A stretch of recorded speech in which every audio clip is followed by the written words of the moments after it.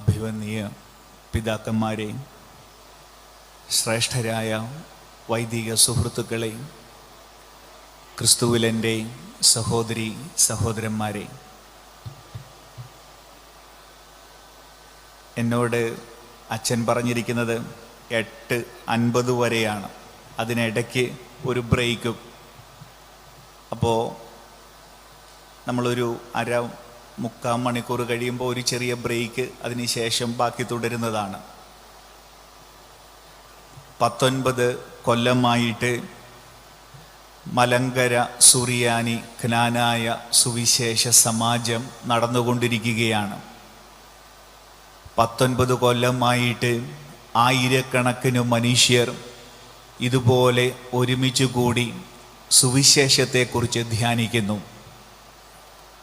അങ്ങേയറ്റം അനുഗ്രഹീതമാണ് ഈ കൂട്ടായ്മയെന്ന് ഞാൻ വിചാരിക്കുന്നു. ഇതുപോലെ സുവിശേഷത്തെയും സുവിശേഷത്തിലെ ദൈവത്തെയും നെഞ്ചോട് ചേർത്ത് പിടിക്കുന്ന നിങ്ങളെയോർത്ത് ദൈവത്തിന് നന്ദി പറയുന്നു. ഇതിനൊക്കെ ചുക്കാൻ പിടിക്കുന്ന എല്ലാവരെയും, ഇതിൽ നിരന്തരമായിട്ട് വിശ്വസ്തയോടെ പങ്കെടുത്തുകൊണ്ടിരിക്കുന്ന നിങ്ങളെയും ദൈവം സമൃദ്ധമായി അനുഗ്രഹിക്കട്ടെ എന്ന് നെഞ്ചിൽ കൈവച്ച് പ്രാർത്ഥിക്കുന്നു. ഞാനിനി നേരെ വിഷയത്തിലേക്ക് കടക്കുകയാണ്. ഇത് നോമ്പുകാലം. നോമ്പിന് ഹെബ്രായ ഭാഷയിൽ പറയുന്ന വാക്ക് ഷൂബ് എന്നാണ്. തിരിഞ്ഞു നടക്കുക, തിരിഞ്ഞു നടത്തത്തിൻ്റെ കാലമാണിത്. എങ്ങോട്ടേക്കാണ് തിരിഞ്ഞു നടക്കുക? ഉറവിടങ്ങളിലേക്ക്.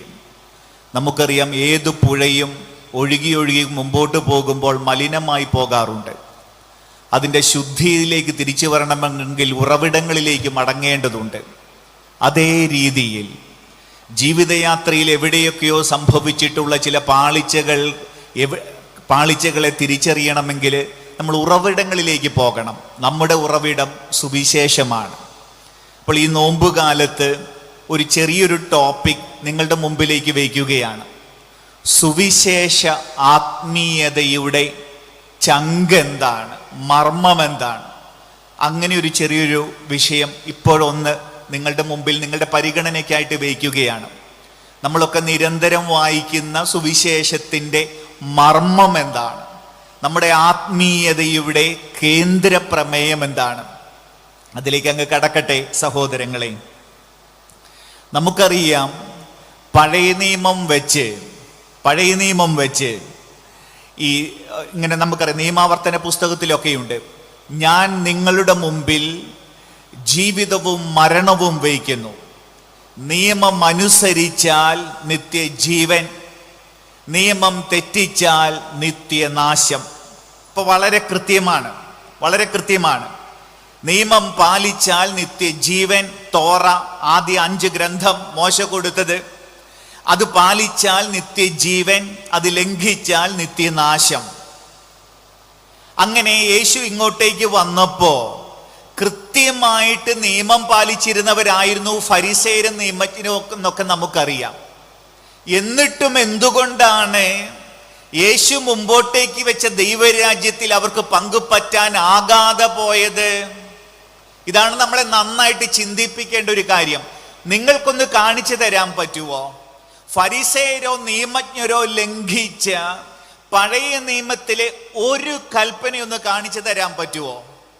സത്യത്തിൽ യേശു പഴയ നിയമത്തിലെ പല കൽപ്പനകളിൽ ലംഘിക്കുന്നുണ്ടെന്ന് നിങ്ങൾക്കറിയാം. ഇപ്പോൾ സാബത്ത് ലംഘിച്ചിട്ടുണ്ട്, ഉപവാസം ലംഘിച്ചിട്ടുണ്ട്, വിവാഹവുമായി ബന്ധപ്പെടുത്തി മോശ കൊടുത്ത നിയമത്തെ ലംഘിച്ചിട്ടുണ്ട്, പാപിനിയെ കല്ലെറിയണമെന്നുള്ള മോശയുടെ നിയമം ലംഘിച്ചിട്ടുണ്ട്. അങ്ങനെ യേശു ഒരുപാട് ലംഘിക്കുന്നുണ്ട്. പക്ഷേ മോശ കൊടുത്ത നിയമത്തിൽ നിയമം പാലിച്ചാൽ നിത്യജീവൻ, നിയമം ലംഘിച്ചാൽ നിത്യനാശം. ഫരിസേയരും നിയമജ്ഞരും ഒരൊറ്റ നിയമം ലംഘിച്ചിട്ടില്ല. എന്നിട്ടും എന്തുകൊണ്ടാണ് യേശു മുമ്പോട്ടേക്ക് വെച്ച സ്വർഗരാജ്യത്തിൽ അവർക്ക് ഭാഗഭാക്കാകാൻ ആവാതെ പോയത്? ഇത് നമ്മളെ ഒന്ന് ചിന്തിപ്പിക്കേണ്ടതാണെന്നാണ് ഞാൻ വിചാരിക്കുന്നത്. ഞാനിവിടെ ഇത്രയും മറ്റ് ചില കാര്യങ്ങൾ പറഞ്ഞിട്ട് നമ്മളിലേക്ക് വരാം. ഞാനിവിടെ മറ്റു കാര്യങ്ങൾ പറയണത് ഒരു ഉദാഹരണമായിട്ടാണ് കേട്ടോ. ഇവിടെ വർഗീയത പറയാനോ ഒന്നുമല്ല, നമ്മളിലേക്ക് വരാൻ മാത്രമാണ്. ഞാൻ 1-2 ഉദാഹരണങ്ങൾ പറയട്ടെ. അതായത് എന്നിട്ട് അവരെ കുറിച്ച് പറയുന്നത് നമ്മളിലേക്ക് തിരിച്ചു വരാനാണെന്ന് തുടക്കത്തിൽ വീണ്ടും ഒന്നുകൂടെ ആവർത്തിക്കട്ടെ. അതായത് ഞാൻ ഈ എരുമേലി ഭാഗത്താണ് എൻ്റെ വീട്. അപ്പൊ ഞാനൊക്കെ സ്കൂളിൽ പഠിക്കുമ്പോൾ എൻ്റെ ക്ലാസ്സിൽ ഒരു രണ്ട് മുസ്ലിം പെൺകുട്ടികളെ ഉണ്ടായിരുന്നുള്ളൂ. രണ്ട് മുസ്ലിം പെൺകുട്ടികൾ. അവർ ഈ തലയിൽ ഇങ്ങനെ തട്ടം ഇടും. അന്ന് നമ്മുടെ നാട്ടിലൊക്കെ ഈ പർദ്ദ എന്ന് പറയുന്നൊരു സംഗതി ഉണ്ടായിരുന്നില്ലെന്ന് നിങ്ങൾക്കറിയാം. പക്ഷെ ഇന്ന് പർദ്ദ ഒരു വളരെ കോമൺ ഡ്രസ്സായിട്ട് മാറിയിട്ടുണ്ടല്ലേ. എവിടെ നോക്കിയാലും പർദ്ദ നമുക്ക് കാണാൻ പറ്റുന്നുണ്ട്. കേരളത്തിൽ സെറ്റ് സാരി പോലെ തന്നെ പർദ്ദയും ആയിട്ടുണ്ട്. ഒരു കേരളീയ വസ്ത്രം കണക്കായിട്ട് മാറിയിട്ടുണ്ട്. ഞാൻ പറഞ്ഞു വരണത്, മുസ്ലിം മതചിഹ്നങ്ങൾ കൂടുന്നുണ്ട്, മുസ്ലിം വസ്ത്രങ്ങൾ കൂടുന്നുണ്ട്. നമുക്കൊക്കെ അറിയാവുന്നതാണ്. നിങ്ങളുടെ ഇംപ്രഷൻ എന്താണ് അവരെ കുറിച്ച്? അവരുടെ ആത്മീയത കൂടുന്നുവെന്ന് നിങ്ങൾക്ക് തോന്നുന്നുണ്ടോ? വെറുതെ ഒന്ന് ആലോചിച്ചാൽ മതി. നമ്മൾ അതിന്റെ കൂടുതൽ കാര്യങ്ങളിലേക്ക് പോകാനല്ല. മുസ്ലിം മതവസ്ത്രങ്ങളും മതകർമ്മങ്ങളും കൂടുന്നതിനനുസരിച്ച് അവരുടെ ആത്മീയത കൂടുന്നുവെന്ന് നിങ്ങൾക്ക് തോന്നുന്നുണ്ടോ? ഒന്ന്, ചോദ്യം നമ്പർ 1. ചോദ്യം നമ്പർ 2, നോവലിസ്റ്റ് ആയിരുന്ന മുകുന്ദൻ പറഞ്ഞൊരു നിരീക്ഷണമുണ്ട്. പൊട്ടുതൊടുന്ന ആണുങ്ങളുടെ എണ്ണം കൂടിക്കൊണ്ടിരിക്കുകയാണെന്ന്. ഈ സിന്ദൂരക്കുറി ചാർത്തുന്ന ആണുങ്ങൾ ഹൈന്ദവികതയുടെ പെരുക്കത്തെ കുറിച്ചാണ് സൂചിപ്പിക്കുന്നത്. നിങ്ങൾക്കറിയാം, ഈ ഗോദ്രയില് നരേന്ദ്രമോദി കയറുന്ന സമയത്ത് ഗോദ്രയില് അവിടെ ഈ ഒരു പത്രത്തിൽ വന്നതും ടി വിയിൽ വന്നതുമാണ്. ഒരു ഗർഭിണിയുടെ വയറ് ചീന്തിയെടുത്ത് ഒരു കുഞ്ഞിനെ കത്തിക്കുന്നുണ്ട്. അയാൾ അത് ചെയ്യുന്നത് രാമന്റെ പേരിലാണ്. നിങ്ങൾക്കറിയാം, ശബരിമല വിഷയങ്ങളും നമുക്കറിയാവുന്നതാണ് അല്ലേ. രാമന്റെ പേരിലാണ് ഇവിടെ. ഞങ്ങളുടെ ഗ്രാമത്തിൽ ഒരു കാര്യം നടന്നു കുറച്ച് വർഷങ്ങൾക്ക് മുമ്പ്.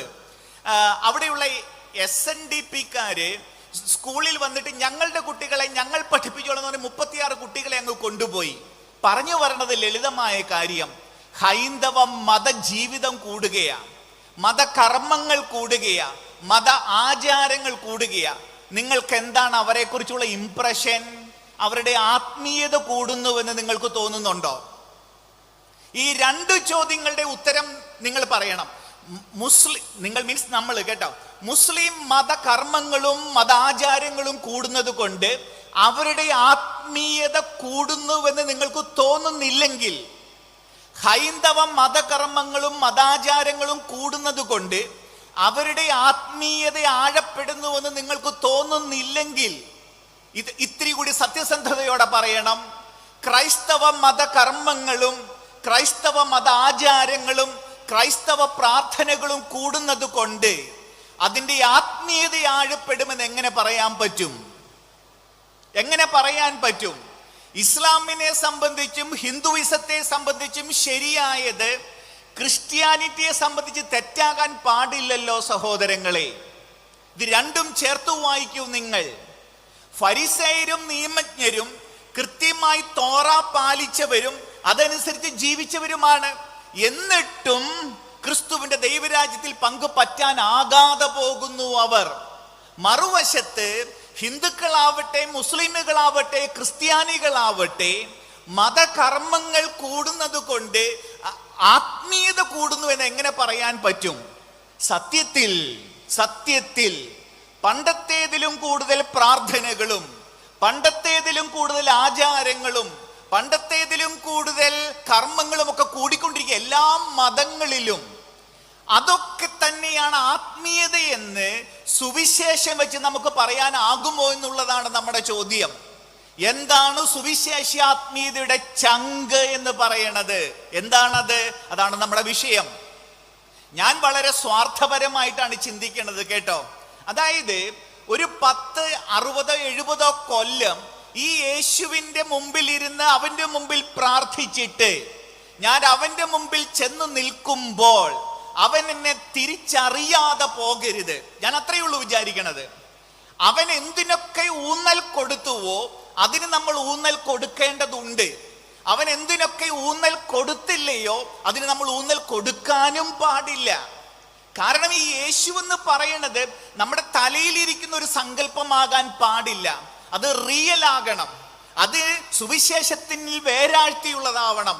അങ്ങനെയാണ് സഹോദരങ്ങളെ ആ ചോദ്യം സുവിശേഷാത്മീയതയുടെ ചങ്കെന്താണ്? നമുക്ക് മുമ്പോട്ട് പോകാം.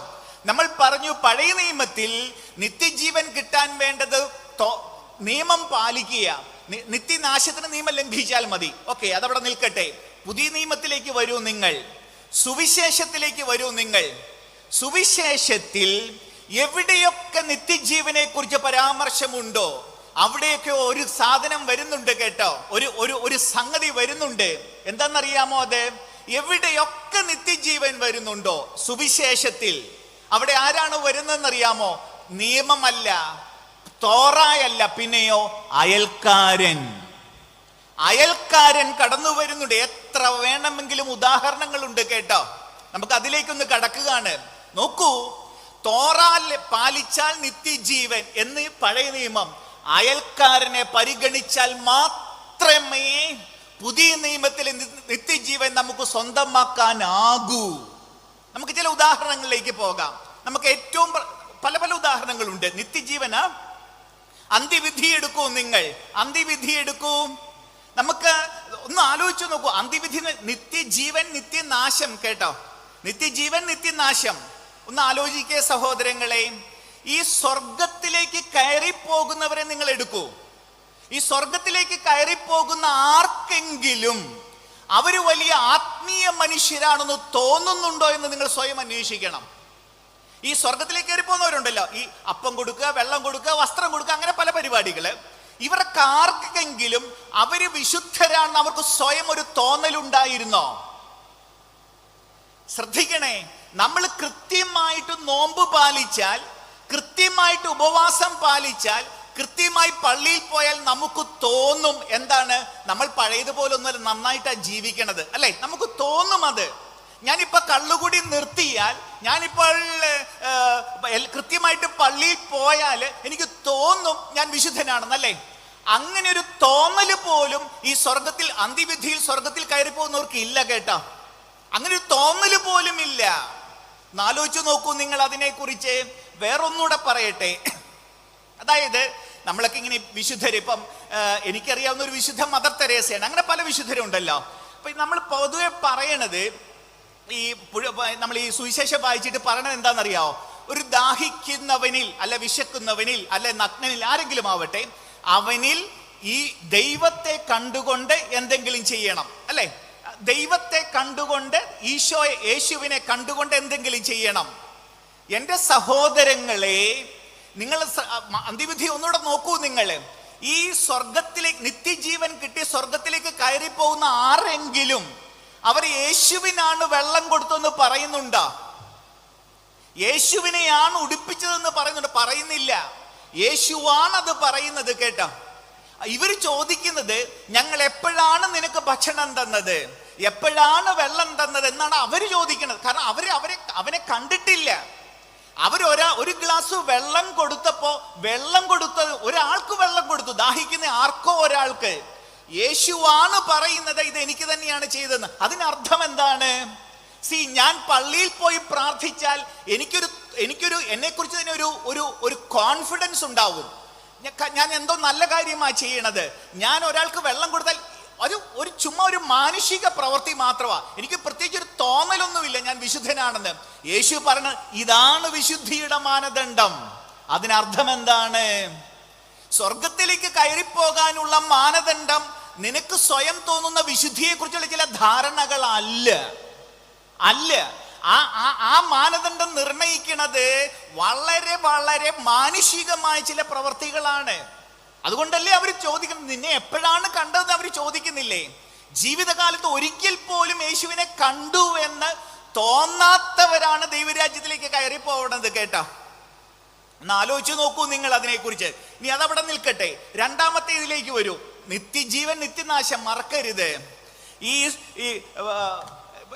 സ്വർഗത്തിൽ പോകാതെ ഞാൻ നിങ്ങളെ അറിയുകയില്ലെന്നൊക്കെ പറഞ്ഞ് തിരിച്ചു പോകുന്നവരുണ്ടല്ലോ, തിരിച്ചു പോകുന്നുണ്ടല്ലോ. ഒരു മറ്റേ ഗ്രൂപ്പ് തിരിച്ചു പോകുന്നുണ്ട്.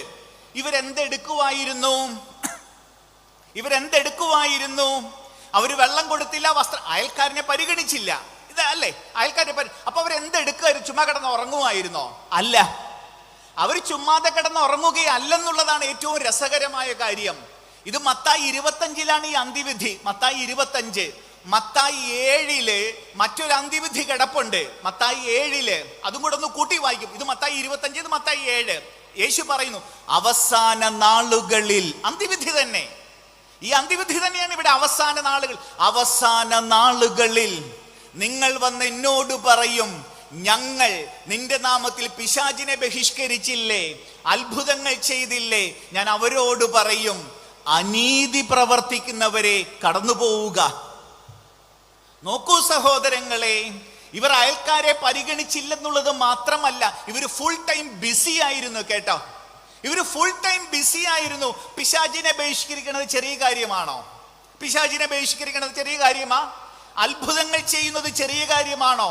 എന്നാൽ ഞാൻ അവരോട് പറയും, അനീതി പ്രവർത്തിക്കുന്നവരെ ഔട്ട്. അയൽക്കാരനാണ് വിഷയം. കേട്ടോ, അയൽക്കാരൻ മാത്രമാണ് വിഷയം. കേട്ടോ, നിത്യജീവനുമായി ബന്ധപ്പെടുത്തി പുതിയ നിയമത്തിലെ മാനദണ്ഡം അയൽക്കാരനാണ്. വേറൊരെണ്ണം കൂടെ പറയട്ടെ. നിത്യജീവൻ പഴയ നിയമത്തിലെ തോറായുടെ സ്ഥാനമാണ് പുതിയ നിയമത്തിൽ അയൽക്കാരനുള്ളത്. കേട്ടോ, നമുക്ക് മുമ്പോട്ട് പോകാം. പ്രസിദ്ധമായ ഉപമയുണ്ടല്ലോ, നല്ല സമറിയാക്കാരന്റെ ഉപമ. ഒന്ന് ആലോചിച്ച് നോക്കൂ.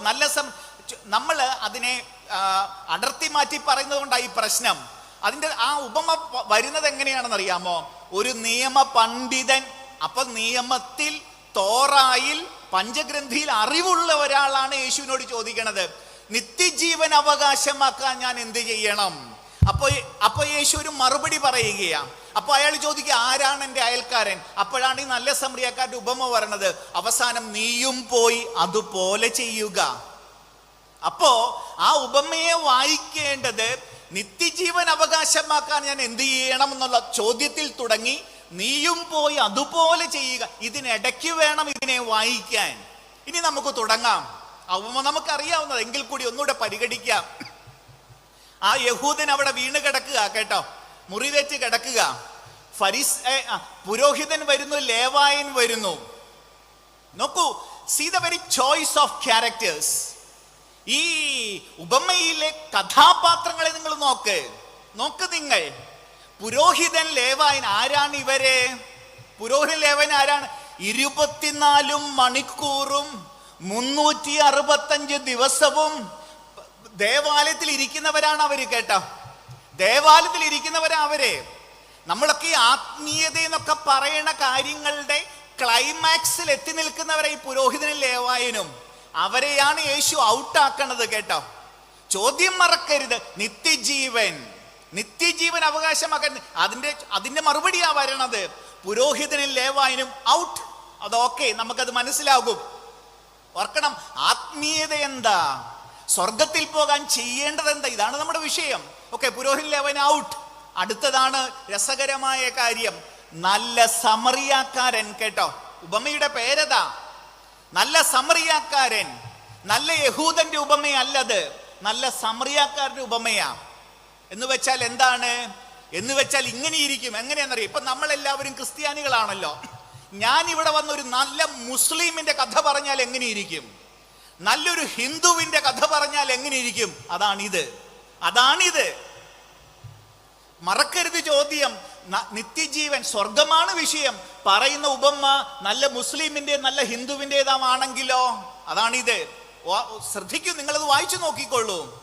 യഹൂദന്മാർ മാത്രം ഇരിക്കുന്ന ഒരു യോഗത്തിൽ യഹൂദനായ നിയമപണ്ഡിതൻ ചോദിച്ച ചോദ്യത്തിന് യഹൂദനായി യേശു കൊടുക്കുന്ന ഉത്തരത്തിൽ കഥയിൽ എല്ലാ കഥാപാത്രങ്ങളും യഹൂദന്മാർ. പക്ഷെ മാതൃക ഒരു സമറിയാക്കാരൻ. ചോദ്യകർത്താവ് യഹൂദൻ, മറുപടി പറയുന്നയാൾ യഹൂദൻ, വീണ് കിടക്കുന്നവൻ യഹൂദൻ, ആദ്യം വന്ന 2 പേരും യഹൂദർ. പക്ഷെ മാതൃക സമറിയാക്കാരൻ. നമുക്ക് മുസ്ലിം കണക്കാണ് ഈ സമറിയാക്കാരൻ യഹൂദന്. കേട്ടോ, ആ സമറിയാക്കാരി സ്ത്രീയും യേശുവും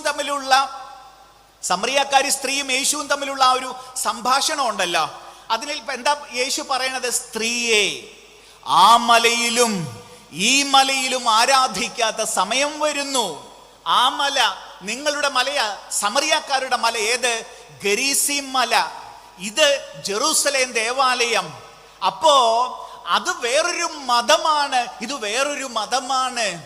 യഹൂദനും സമറിയക്കാരനും തമ്മിലുള്ള ബന്ധം ക്രിസ്ത്യാനിയും മുസ്ലിമും തമ്മിലുള്ള ബന്ധം കണക്കാണ്. ക്രിസ്ത്യാനി ഹിന്ദുവും കണക്കുള്ള ബന്ധം പോലെയാണിത്. രണ്ടും മതങ്ങളാണ് ഇത്. അത് നിങ്ങൾ ശ്രദ്ധിക്കണം കേട്ടാ.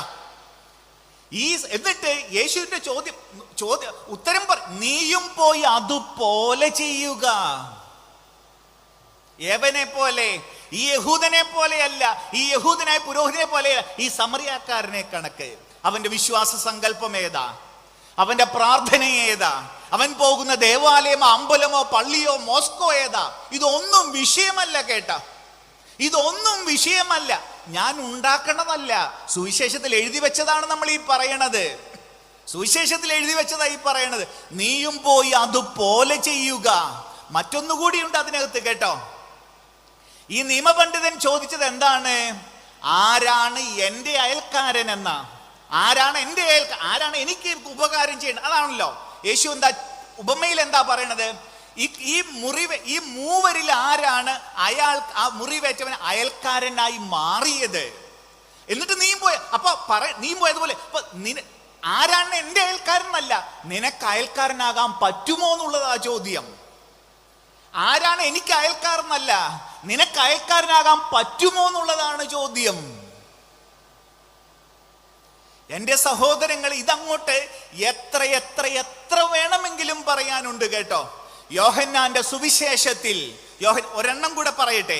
യോഹന്നാന്റെ സുവിശേഷത്തില് ഇങ്ങനെ വായിക്കുന്നു നമ്മൾ: എന്നെ അയച്ചവനിൽ വിശ്വസിക്കുകയും അവന്റെ കൽപ്പനകൾ പാലിക്കുകയും ചെയ്യുന്നവന് നിത്യജീവനുണ്ട്.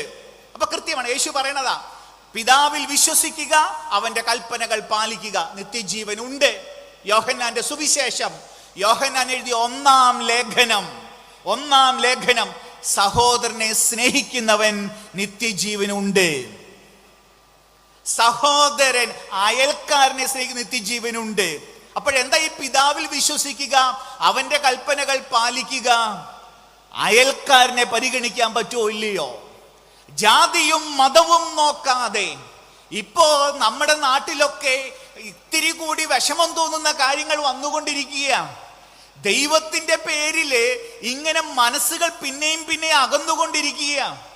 ദൈവത്തിന്റെ പേരിൽ ഇവിടെ കൂടുതൽ മതിലുകൾ ഉയരുകയാണ്. സുവിശേഷത്തിലെ ഏതു പേജ് വെച്ച് ഇതിനെ അംഗീകരിക്കാൻ പറ്റുമെന്ന് എനിക്ക് അറിഞ്ഞുകൂടാ.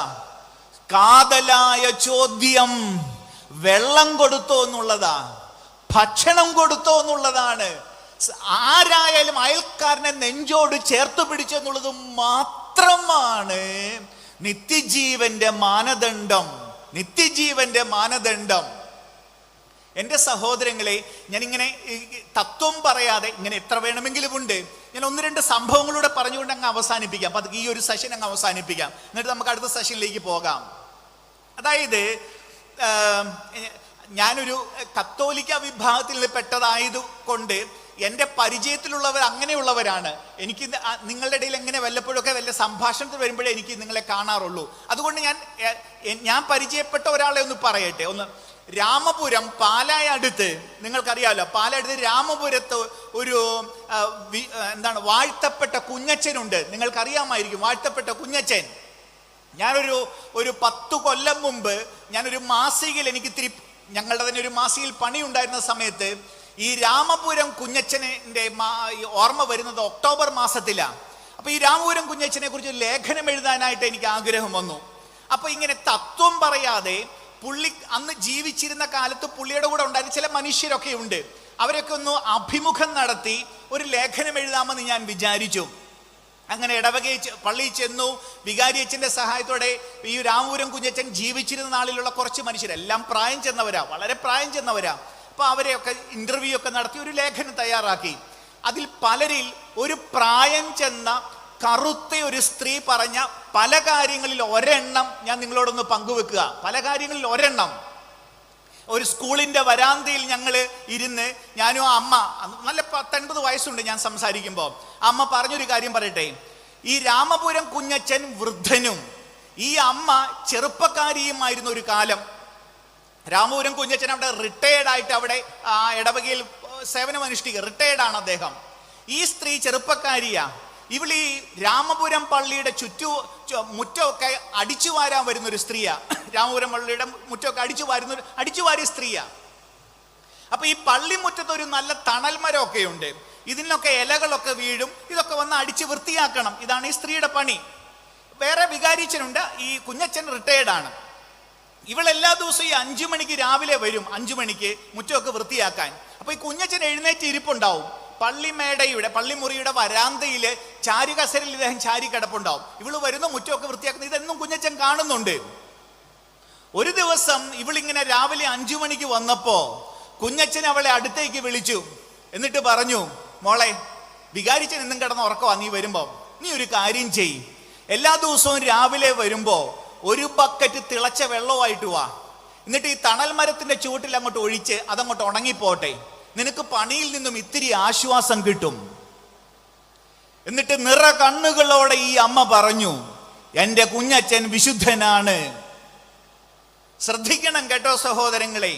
ഈ അമ്മ പറഞ്ഞത് കുഞ്ഞച്ചൻ അർപ്പിച്ച വിശുദ്ധ കുർബാനയെ കുറിച്ചല്ല, കുഞ്ഞച്ചൻ കേട്ട കുംഭസാരത്തെ കുറിച്ചല്ല, കുഞ്ഞച്ചൻ നടത്തിയ വലിയ പ്രഭാഷണങ്ങളെ കുറിച്ചല്ല.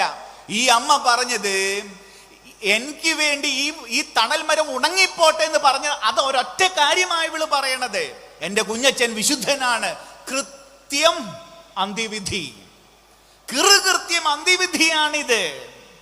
സുവിശേഷം ഇത്രയും ലളിതമാണ് കേട്ടോ, ഇത്രയും പ്രായോഗികമാണത്. സുവിശേഷം എന്നൊക്കെ പറയണത് ഇങ്ങനെ അന്തരീക്ഷത്തിൽ നിൽക്കുന്ന ഒരു സംഭവമൊന്നും അല്ലല്ലോ. അത് വളരെ കോൺക്രീറ്റ് ആണ്.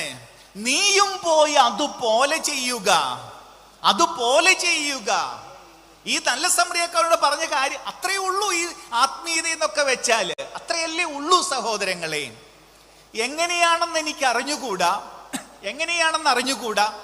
ഈ ആത്മീയത എന്നൊക്കെ എന്താ അതിനർത്ഥം? ആത്മീയത എന്ന് വെച്ചാൽ എന്താ ശരിക്കും അർത്ഥം? ആത്മീയരാവുക എന്ന് വെച്ചാൽ എന്താ അർത്ഥം? എനിക്ക് മനസ്സിലാവുന്നില്ല. പലതും കാണുമ്പോ മനസ്സിലാവുന്നില്ല. സത്യമായിട്ടും ഞാൻ മാറി നിന്നുകൊണ്ടല്ല സംസാരിക്കണത് കേട്ടോ. ഞാൻ ഒരു സംഭവം പറയട്ടെ, അപ്പൊ കാര്യം കുറച്ചുകൂടെ വ്യക്തമാകും. ഈ ദൈവം എന്നൊക്കെ വെച്ചാല് നമ്മുടെ സ്വാർത്ഥതയുടെ പര്യായ പദമായിട്ട് മാറുന്നുണ്ടോ എന്നൊരു സംശയമുണ്ട്. എനിക്ക് സംശയമാണ്. ഞാൻ ഒരു സംഭവം പറയട്ടെ. എൻ്റെ കൃത്യം ഞാൻ പറയണില്ല, എനിക്കറിയാവുന്ന ഒരു വീട്, എന്നാ അത്രയും പറഞ്ഞാൽ മതി. അറിയാവുന്ന ഒരു വീട് എന്നെ പഠിപ്പിച്ചൊരു ടീച്ചറാണ് കേട്ടോ. എന്നെ പഠിപ്പിച്ചൊരു ടീച്ചറാ. അപ്പൊ ടീച്ചർ വലിയ മരിയ ഭക്തയാണ്. മാതാവിനോട്, കന്യകാമരത്തോട് വലിയ ഭക്തിയുള്ള ആളാണ്. അപ്പോ ഞങ്ങളുടെ ഇടവകയുടെ ഒരു 10 കിലോമീറ്റർ അപ്പുറത്ത് ഒരു മാതാവിന്റെ ഒരു പ്രത്യേക ഷ്രൈനൊക്കെ ഉണ്ട്. ടീച്ചർ എല്ലാ ശനിയാഴ്ച അവിടെ പോയി പ്രാർത്ഥിക്കുന്നത് ഞാൻ കണ്ടിട്ടുണ്ട്. ഞാൻ കുഞ്ഞുനാളിൽ പഠിക്കുന്ന സമയത്തൊക്കെ കണ്ടിട്ടുണ്ട്. കാരണം മാതാവ് സ്വന്തം ഇടവകയിലില്ലല്ലോ, 10 കിലോമീറ്റർ അപ്പുറത്തുള്ള ഇടവകയിലാണല്ലോ പൊതുവേ ഉള്ളത്. അങ്ങനെ ഈ ടീച്ചറെ എല്ലാം വളരെ മാതാവിനോടൊക്കെ കൃത്യമായിട്ട് പ്രാർത്ഥിക്കുന്ന ഒരു ടീച്ചറാണ്. ഓക്കെ, ഞാൻ അവിടെ എന്നെ പഠിപ്പിച്ചിട്ടുണ്ട്. Okay, done. അപ്പൊ അതിനുശേഷം ഇടയ്ക്ക് ഞാൻ സെമിനാരിയിൽ പോയിട്ട് ടീച്ചർക്കൊരു മോളുണ്ട് കേട്ടോ. അപ്പോൾ പിന്നെ സെമിനാരിയൊക്കെ പോയി കഴിയുമ്പോൾ നമ്മൾ പഴയ പോലെ തറയല്ലെന്നാണ് അവരുടെ വിചാരം. നമ്മൾ തറയൊക്കെ തന്നെ, എന്നാലും അവർ വിചാരിക്കുന്നത് നമ്മൾ കുറച്ചുകൂടെ ദൈവത്തോട് അടുത്തെന്നൊക്കെയാണ്. അപ്പൊ ഇടയ്ക്ക് ഞാൻ വീട്ടിലോ നാട്ടിലോ വരുമ്പോൾ ടീച്ചർ പറയും, അന്ന് ഞങ്ങളെ ബ്രദർ എന്നാ വിളിക്കണത്, ഷമ്മാശൻ അങ്ങനെയാന്ന് തോന്നുന്നു നിങ്ങളുടെ ഇടയിൽ. ബ്രദറെ, എൻ്റെ മോള് പഠിച്ചുകൊണ്ടിരിക്കുകയാണ്, മോള് നന്നായിട്ട് പഠിക്കാൻ പ്രാർത്ഥിക്കണം. പ്രാർത്ഥിച്ചോ ഇല്ലെന്നുള്ള വേറെ കാര്യം, ടീച്ചർ എന്നോട് പറഞ്ഞതാണ്. മോള് നന്നായിട്ടൊന്ന് പഠിക്കാൻ പ്രാർത്ഥിക്കണം. ഓക്കെ. അതിനുശേഷം പിന്നീട് എപ്പോഴും ഞാൻ വീട്ടിൽ വന്നപ്പോൾ ടീച്ചർ പറഞ്ഞു, ബ്രദറെ, മോളുടെ പരീക്ഷയൊക്കെ നന്നായിട്ട് പാസ്സായി, മോൾക്കൊരു നല്ലൊരു ജോലി ഞാൻ ചുരുക്കുകയാണ്, ജോലി കിട്ടാൻ പ്രാർത്ഥിക്കണം. പിന്നീട് എപ്പോഴാണ് ഞാൻ വീട്ടിൽ വന്നപ്പോൾ ടീച്ചർ പറഞ്ഞു, ബ്രദറെ, മോൾക്ക് നല്ലൊരു ജോലിയൊക്കെ കിട്ടി, നല്ലൊരു കല്യാണം നടക്കാൻ പ്രാർത്ഥിക്കണം. അപ്പോഴേക്കും ഞാൻ അച്ഛനാവുന്നുണ്ട്. പിന്നീട് എപ്പോഴോ വന്നപ്പോൾ പുള്ളിക്കാരത്തി പറഞ്ഞ, അച്ഛ, മോളുടെ കല്യാണമൊക്കെ കഴിഞ്ഞു, മോക്കൊരു നല്ലൊരു കുഞ്ഞുണ്ടാകാൻ പ്രാർത്ഥിക്കണം. പിന്നീട് എപ്പോഴോ പിന്നീടല്ല, അടുത്തിടയ്ക്ക് കണ്ടപ്പോൾ ടീച്ചർ പറഞ്ഞു, മോക്ക് നല്ലൊരു കുഞ്ഞായി, അവളിപ്പോൾ LKG-യിലാണ്, അവൾ നന്നായിട്ടൊന്ന് പഠിക്കാൻ പ്രാർത്ഥിക്കണം. ഇനി ഇവൾ LKG തൊട്ട് അവളുടെ കല്യാണം വരെ ഞാൻ പ്രാർത്ഥിക്കണം. ഇതാണ് അതിൻ്റെ ഒരു സംഭവം എന്ന് പറയുന്നത്. അതായത് ഇത് ഞാൻ ഒരിക്കലും ഒരു ടീച്ചറെ മാറ്റി ഇത് തന്നെയാണ് ഞാനും ചെയ്യണത് കേട്ടോ. ഇത് തന്നെയാണ് ഞാനും ചെയ്യണത്. അതായത് ദശകങ്ങളായിട്ട് ഈ തമ്പുരാന്റെ മുമ്പിൽ ഇരുന്ന് പ്രാർത്ഥിച്ചിട്ട് നമുക്ക് തമ്പുരാനെയൊക്കെ മാറ്റി വെക്കാം, നമുക്ക് സാധാ രീതിയിൽ സംസാരിക്കാം. നിങ്ങൾക്കൊരു സുഹൃത്തുണ്ടെന്ന് ഇരിക്കട്ടെ. ഒരാളോട് ഒരു സുഹൃത്ത്, അതാരുമാവട്ടെ, അയാളോടൊരു 10-20 കൊല്ലം ഇടപെട്ടാൽ അയാളുടെ എന്തെങ്കിലും എന്നെ സ്വാധീനിക്കും, അല്ലേ? എന്തെങ്കിലും എന്നെ സ്വാധീനിക്കും. ഒരു 10, 30, 50 കൊല്ലമായിട്ട് ഈ ദൈവത്തിന് മുമ്പിൽ പ്രാർത്ഥിക്കുന്ന ഈ ടീച്ചർക്കും എനിക്കും ഇവിടെ ഇരിക്കുന്ന പലർക്കും ഞാൻ എൻ്റെ വീട്, എൻ്റെ ചില കാര്യങ്ങൾക്ക് അപ്പുറത്തേക്ക് നമ്മുടെ മിഴികളെ പായിക്കാൻ ആവാതെ പോകുന്നത് എങ്ങനെയാണെന്ന് എനിക്ക് അറിഞ്ഞുകൂടാ. നിങ്ങൾക്കറിയുമോ, വിശുദ്ധ കുർബാന ഞാൻ തന്നെയാണെന്ന് യേശു പറഞ്ഞത് 3 തവണയാണ് കേട്ടോ. 3 തവണ. ഈ അയൽക്കാരൻ ഞാൻ തന്നെയാണെന്ന് യേശു പറഞ്ഞത് 51 തവണയാണ്. 51 തവണ. ഞാൻ 3 പറഞ്ഞാലും 1 പറഞ്ഞാലും പ്രാധാന്യം ഒരുപോലെ. പക്ഷേ 51 തവണ പറഞ്ഞത് നമ്മുടെ ശ്രദ്ധയിൽ നിന്നും വഴുതിപ്പോകുന്നുണ്ടോ എന്നൊരു ന്യായമായ സംശയം എനിക്കുണ്ട്. ആത്മീയത എന്ന് വെച്ചാൽ സ്നേഹത്തിൽ കുതിർന്നൊരു ജീവിതമല്ലാതെ മറ്റൊന്നുമല്ലല്ലോ സഹോദരങ്ങളെ, മറ്റൊന്നുമല്ലാതെ. നമ്മൾ നമ്മളോട് തന്നെ ഏതു നോമ്പും ഏതു പ്രാർത്ഥനയും ഏതാചാരങ്ങളും നമ്മുടെ നെഞ്ചിലെ അലിവിനെ കൂട്ടുന്നുണ്ടോ കുറയ്ക്കുന്നുണ്ടോ എന്നുള്ളതാണ് കാതലായ ചോദ്യം. നമ്മുടെ നെഞ്ചിനെന്താ സംഭവിച്ചു കൊണ്ടിരിക്കണത്? നിങ്ങൾ സുവിശേഷം എടുക്കണം എപ്പോഴെങ്കിലും. എന്നിട്ട് നമ്മൾ പറയുന്നത് യേശു ദൈവവും തൻ്റെ പിതാവുമായുള്ള ബന്ധത്തിലാണല്ലോ ജീവിച്ചത്. ശരിയാണത്. പക്ഷെ ഒരു കാര്യം കൂടെ ഞാൻ പറയട്ടെ. നിങ്ങൾ സുവിശേഷം എടുത്തിട്ട് ഏതെങ്കിലും ഒരു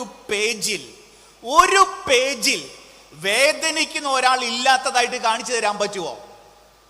ഒരു പേജിൽ യേശു സുവിശേഷത്തിൽ വരുന്ന ആ നിമിഷം മുതൽ വേദനിക്കുന്ന ആരെങ്കിലും ഇല്ലാത്ത ഒരു പേജെങ്കിലും കാണിച്ചു തരാൻ പറ്റുമോ? അതിനർത്ഥം അവന്റെ ആത്മീയത പിതാവുമായുള്ള നിരന്തര ബന്ധം എന്നതുപോലെ തന്നെ അയൽക്കാരനുമായുള്ള ബന്ധവുമായിരുന്നു എന്നുള്ളതാണ്. എൻ്റെ സഹോദരങ്ങളെ, എൻ്റെ വിഷയം എനിക്ക് വിനയം കാണിക്കുകയൊന്നുമല്ല, വിനയം പറയുകയുമല്ല. ഇവിടെയൊക്കെ ഇരിക്കുന്ന നിങ്ങളുടെ മുമ്പിൽ നിൽക്കുമ്പോൾ യാതൊരു യോഗ്യതയും ഇല്ലാത്തൊരു മനുഷ്യനാണ് ഞാൻ. പക്ഷേ നമ്മൾ ഒരുമിച്ച് ചിന്തിക്കുകയാണ്, ഇന്നല്ലെങ്കിൽ നാളെ എൻ്റെ ദൈവത്തിൻ്റെ മുമ്പിൽ ഞാൻ ചെന്ന് നിൽക്കുമ്പോൾ അവൻ എന്നെ തിരിച്ചറിഞ്ഞില്ല എന്ന് കേൾക്കാനിടയാകരുത്. അപ്പൊ അതുകൊണ്ട് നമുക്ക് നമ്മളോട് ഈ നോമ്പ് കാലത്ത് പ്രത്യേകിച്ചും ചോദിക്കേണ്ടത്, ഈ ഭാഗത്തിന്റെ നനവിന് എന്തു പറ്റുന്നു? ഈ ഭാഗത്തിന്റെ അലിവിന് എന്തു പറ്റുന്നു? നമ്മുടെ നെഞ്ച് ആർക്കെങ്കിലും വേണ്ടിയൊക്കെ തുറക്കാറുണ്ടോ? ആരെയെങ്കിലും ഒക്കെ ഞാൻ വീണ്ടും പോപ്പ് ഫ്രാൻസിസ് പറഞ്ഞ ഒരു കാര്യം കൂടെ ഞാൻ ജസ്റ്റ് അങ്ങ് പറഞ്ഞങ്ങ് നിർത്തുകയാണ്. നിങ്ങൾ എപ്പോഴെങ്കിലും ഒരു ഒരു ഒരു ഒരു വേദനിക്കുന്നവരെ കൈയെടുത്ത് അവന്റെ കണ്ണുകളിലേക്ക് നോക്കിയിട്ടുണ്ടോ? അത് മാർപ്പാപ്പ ചോദിച്ച ഒരു ചോദ്യം കൂടി ഞാൻ ഈ വേളയിൽ നിങ്ങളുടെ മുമ്പിലേക്ക് പരിഗണനയ്ക്കായിട്ട് വയ്ക്കുന്നത് മാത്രമേ ഉള്ളൂ. ക്രിസ്തു നമ്മളെ നിരന്തരം വെല്ലുവിളിക്കട്ടെ, നമ്മളെ നിരന്തരം പ്രചോദിപ്പിക്കട്ടെ. അവനെ കണക്കൊന്നും നമുക്ക് ജീവിക്കാനായില്ലെങ്കിൽ കൂടി അവൻ പോയ ദിശയിലെങ്കിലും നമുക്കൊന്ന് പോകാനാവണം. ഇത്തിരി വളഞ്ഞും പുളഞ്ഞൊക്കെ പൊക്കോട്ടെ, കുഴപ്പമില്ല. പക്ഷെ അവൻ പോയ ദിശയിലേക്ക് നമുക്ക് നടന്നു നീങ്ങാനാവണം. അതിന് ക്രിസ്തു നമ്മളെ അനുഗ്രഹിക്കട്ടെ, സഹായിക്കട്ടെ. പുതിയ കാര്യങ്ങളൊന്നുമില്ല കേട്ടോ. നമുക്ക് ഈ 2000 കൊല്ലം പഴക്കമുള്ള കാര്യങ്ങളാണ് പറയാനുള്ളത്. വളരെ ചെറിയ കാര്യങ്ങൾ. ഇതൊന്നും ഈ ദൈവം എന്ന് പറയുന്നത് ഒട്ടും കോംപ്ലിക്കേറ്റഡ് ആയിട്ടുള്ളൊരു സംഭവമല്ല. നിങ്ങൾക്കറിയാമല്ലോ അത്. യേശു പറഞ്ഞ കാര്യങ്ങൾ ഒരക്ഷരാഭ്യാസം പോലും ഇല്ലാത്ത മുക്കുവന്മാർക്കും മനസ്സിലായ കാര്യങ്ങളാണ്. ദൈവം ഒട്ടും സങ്കീർണമല്ല. സങ്കീർണമാണെങ്കിൽ അത് ദൈവം അല്ലെന്നുള്ളതാണ്. കാരണം ദൈവത്തിൻ്റെ പേര് അബ്ബ എന്നാ. എൻ്റെ അമ്മയ്ക്ക് മനസ്സിലാകാത്തൊരു ദൈവമല്ല എന്ന് ഞാൻ വിചാരിക്കുന്നു. അന്നത്തെ അക്ഷരാഭ്യാസം ഇല്ലാത്തവർക്ക് മനസ്സിലായെങ്കിൽ പിന്നെ എങ്ങനെയാണ് നമുക്ക് മനസ്സിലാകാതെ പോണത്? അതുകൊണ്ട് സുവിശേഷം വളരെ ലളിതമാണ്. പറയാനുള്ളത് 2000 കൊല്ലം പഴക്കമുള്ള ആ പഴയ കാര്യങ്ങളുമാണ്. നമ്മളിന്ന് പറഞ്ഞത് ഇത്രയേ ഉള്ളൂ. സുവിശേഷ ആത്മീയതയുടെ ചങ്ക് സ്നേഹമാണ്, സ്നേഹം മാത്രമാണ്. അതിന് തടസ്സം വെക്കുന്ന ഏതു പ്രമാണവും തള്ളിക്കളയേണ്ടതുമാണ്. നിനക്ക് അയൽക്കാരനുമായിട്ട് അകലമുണ്ടാക്കുന്ന എന്തും സുവിശേഷത്തിന് വിരുദ്ധമാണ്. ഇത്രയുമാണ് നമ്മളൊന്ന് കാണാൻ നോക്കിയത്. ഈ സ്നേഹം നമ്മളിങ്ങനെ സ്നേഹം എന്ന് വാക്ക് എപ്പോഴും ഉപയോഗിക്കപ്പെടുന്നത് കൊണ്ട് അതിന് പല മാനങ്ങളുണ്ടല്ലോ. അതിൽ ഒരെണ്ണം മാത്രം ഞാനിപ്പോൾ ഒന്ന് എടുക്കുകയാണ്. അത് ഈ വെളിയിലുള്ളതിനേക്കാൾ കൂടുതൽ നമ്മുടെ വീട്ടിനകത്തെ കാര്യവുമായിട്ട് ബന്ധപ്പെടുത്തിയ സ്നേഹത്തിന്റെ ഒരു ഭാവമാണല്ലോ ക്ഷമയെന്ന് പറയണത്. അതുമായി ബന്ധപ്പെടുത്തി ഞാൻ ഇത്രയും കൂടി ഒന്ന് സംസാരിക്കാൻ ആഗ്രഹിക്കുകയാണ് കേട്ടോ. സ്നേഹം നമുക്ക് മാറ്റിവെച്ചിട്ട് അതിൻ്റെ ഒരു ഭാവം ക്ഷമ, അതിനെക്കുറിച്ച് ഇത്തിരി ഒന്ന് സംസാരിക്കട്ടെ.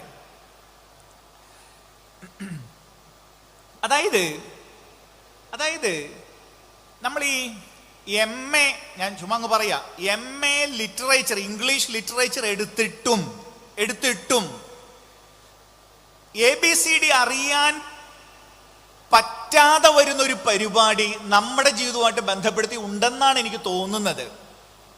അതായത് ഇത്രയേറെ ദൈവത്തെക്കുറിച്ച് നമ്മൾ ധ്യാനിക്കുമ്പോഴും എങ്ങനെയാണ് 1ാം ക്ലാസ്സിൽ അവൻ പറഞ്ഞ ചില കാര്യങ്ങൾ നമുക്ക് മറക്കാൻ പറ്റുന്നത് എങ്ങനെയാണ്?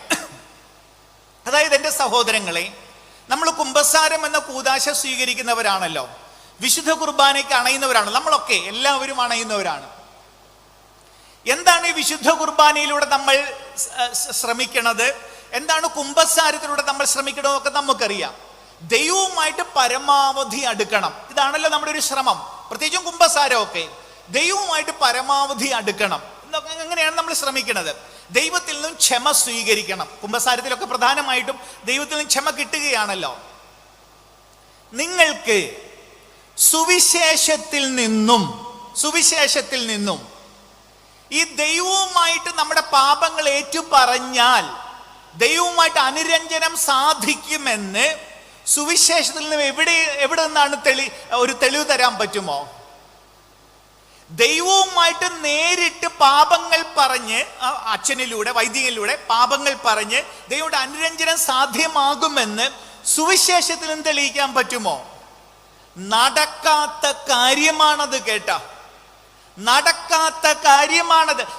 യേശു അങ്ങനെ പറഞ്ഞിട്ടില്ല. യേശു പക്ഷെ മറ്റൊന്ന് പറഞ്ഞു കേട്ടോ, മറ്റൊന്ന് പറഞ്ഞു. എങ്ങനെയാണെന്നറിയാവോ? ഇത് നമ്മളെ നിരന്തരം ഓർമ്മിപ്പിക്കാനായിരിക്കാം. യേശു നമ്മളെല്ലാ ദിവസവും ആ പ്രാർത്ഥന ചെല്ലണം, സ്വർഗസ്ഥനായ ഞങ്ങളുടെ പിതാവേ. ഞാൻ ചെല്ലുന്ന രീതിയിൽ അങ്ങ് പറയുകയാണ്, നിങ്ങൾ ഇത്തിരി വ്യത്യാസം ഉണ്ടായിരിക്കും എങ്കിലും, ഞങ്ങളുടെ കടങ്ങളും പാപങ്ങളും ഞങ്ങൾ ക്ഷമിച്ചതുപോലെ ഞങ്ങളോടും ക്ഷമിക്കണമേ. ഞങ്ങളുടെ പാപങ്ങളും കടങ്ങളും ഞങ്ങളുടെ ശത്രുക്കളോട് ഞങ്ങൾ ക്ഷമിച്ചതുപോലെ. കണ്ടീഷൻ ഉണ്ട് കേട്ടോ, ഞങ്ങളുടെ ശത്രുക്കളോട് ഞങ്ങൾ ക്ഷമിച്ചതുപോലെ നീ ഞങ്ങളുടെ കടങ്ങളും പാപങ്ങളും ക്ഷമിക്കണമേ. അതായത് അവനിൽ നിന്നും ക്ഷമ കിട്ടാനുള്ള ഒരേ ഒരു മാനദണ്ഡം നിന്റെ ശത്രുവിനോട് ക്ഷമിക്കുക എന്നത് മാത്രമാണ്. അതിനുള്ള കൃപയും കരുത്തുമാണ് കുമ്പസാരം എന്ന കൂദാശയിലൂടെ നമ്മൾ സ്വീകരിക്കുന്നത്. അതിനുള്ള കൃപയും കരുത്തും അവൻ തന്നെ, നിങ്ങൾ ഏതളവിൽ ക്ഷമിക്കുന്നുവോ അതേ അളവിൽ നിങ്ങളോട് ക്ഷമിക്കപ്പെടും എന്ന് തന്നെയല്ലേ അവൻ പറഞ്ഞു. വേറൊന്നു കൂടെ കേട്ടോ, സ്വർഗസ്ഥനായ പിതാവ് എന്നുള്ള പ്രാർത്ഥന അവൻ പഠിപ്പിക്കുന്നുണ്ടല്ലോ, മത്തായിയുടെ എല്ലാ സുവിശേഷത്തിലും ഉണ്ട്. എന്നിട്ട് ആ സ്വർഗസ്ഥനായ പിതാവെ അങ്ങനെ പോകുന്നു. എന്നിട്ട് അതിനുശേഷം ഒരു വിശദീകരണം യേശു നൽകുന്നുണ്ട്. ആ മുഴുവൻ പ്രാർത്ഥനയില് യേശു വിശദീകരണം നൽകുന്ന ഒരേ ഒരു കാര്യം ക്ഷമയുമായി ബന്ധപ്പെടുത്തിയതാണ്. അപ്പോ ആ സ്വർഗസ്ഥനായ പിതാവ് എന്നുള്ള പ്രാർത്ഥനയിൽ പോലും ഏറ്റവും പ്രധാനപ്പെട്ടത് ക്ഷമയാണെന്ന് വരുന്നില്ലേ സഹോദരങ്ങളെ? മറ്റൊന്ന്, കുർബാനയിലേക്ക് വരൂ. നിങ്ങൾ കുർബാനയിലേക്ക് വരൂ. ആരാണ് നിങ്ങളോട് പറഞ്ഞത് വിശുദ്ധ കുർബാന നന്നായിട്ട് അർപ്പിച്ചാൽ ദൈവവുമായിട്ട് ഒന്നാകാൻ പറ്റും? ആരാണ് നിങ്ങളോട് പറഞ്ഞത്? സുവിശേഷത്തിൽ നിന്ന് തെളിയിക്കും. നിങ്ങൾ യേശു മറ്റൊന്ന് പഠിപ്പിച്ച് കേട്ടോ, നിങ്ങൾ ബലി അർപ്പിക്കാൻ വരവേ നിങ്ങൾക്ക് ആരെങ്കിലുമായിട്ട് അകലമുണ്ടെങ്കിൽ ബലിയർപ്പണം അവിടെ വെക്ക് please. You are just going to waste your time. നിങ്ങളുടെ മനസ്സ് ആരെങ്കിലുമായിട്ട് അകലമുണ്ടെങ്കിൽ ഇവിടെ വന്ന് അർപ്പിക്കുന്ന വിശുദ്ധ കുർബാന വെറും സമയം കൊല്ലലാണ് കേട്ടോ. അവിടെ വെക്ക് ബലി വസ്തു, എന്നിട്ട് ഇറങ്ങി പോകപ്പാ, പോയി ചെന്ന് രമ്യതപ്പെട്ട് എന്നിട്ട് പോവാ.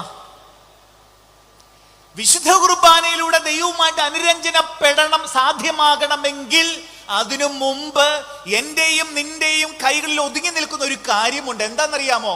പോയി കാല് പിടിക്കുക, കാല് കഴുകുക.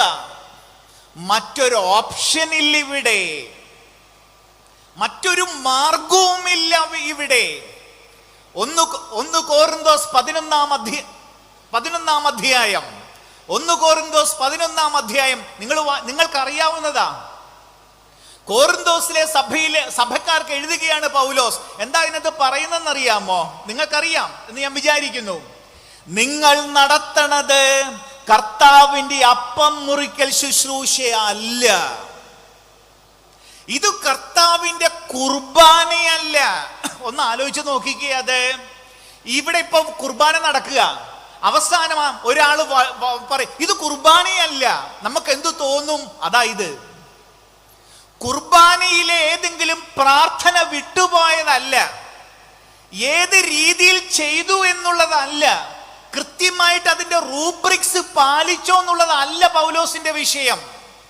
ഇത് കുർബാന അല്ലാത്തതിന് ഒരൊറ്റ കാരണമേ ഉള്ളൂ: നിങ്ങൾക്കിടയിൽ ഭിന്നിപ്പുണ്ട്. നിങ്ങൾക്കിടയിൽ ഭിന്നിപ്പുണ്ട്, അതുകൊണ്ട് ഇത് കുർബാനയല്ല. എല്ലാം ഒന്നാണ് കേട്ടോ. യേശു പറഞ്ഞതും പൗലോസ് പറഞ്ഞതും ഒക്കെ ഒന്നാ. ഇത് ഞാൻ ഞങ്ങളുടെ കുർബാനയൊന്ന് പറയട്ടെ. അതിന്റെ തുടക്കം എല്ലാ ആശയങ്ങളും ഒന്നാണല്ലോ, അതുകൊണ്ട് പറയുക.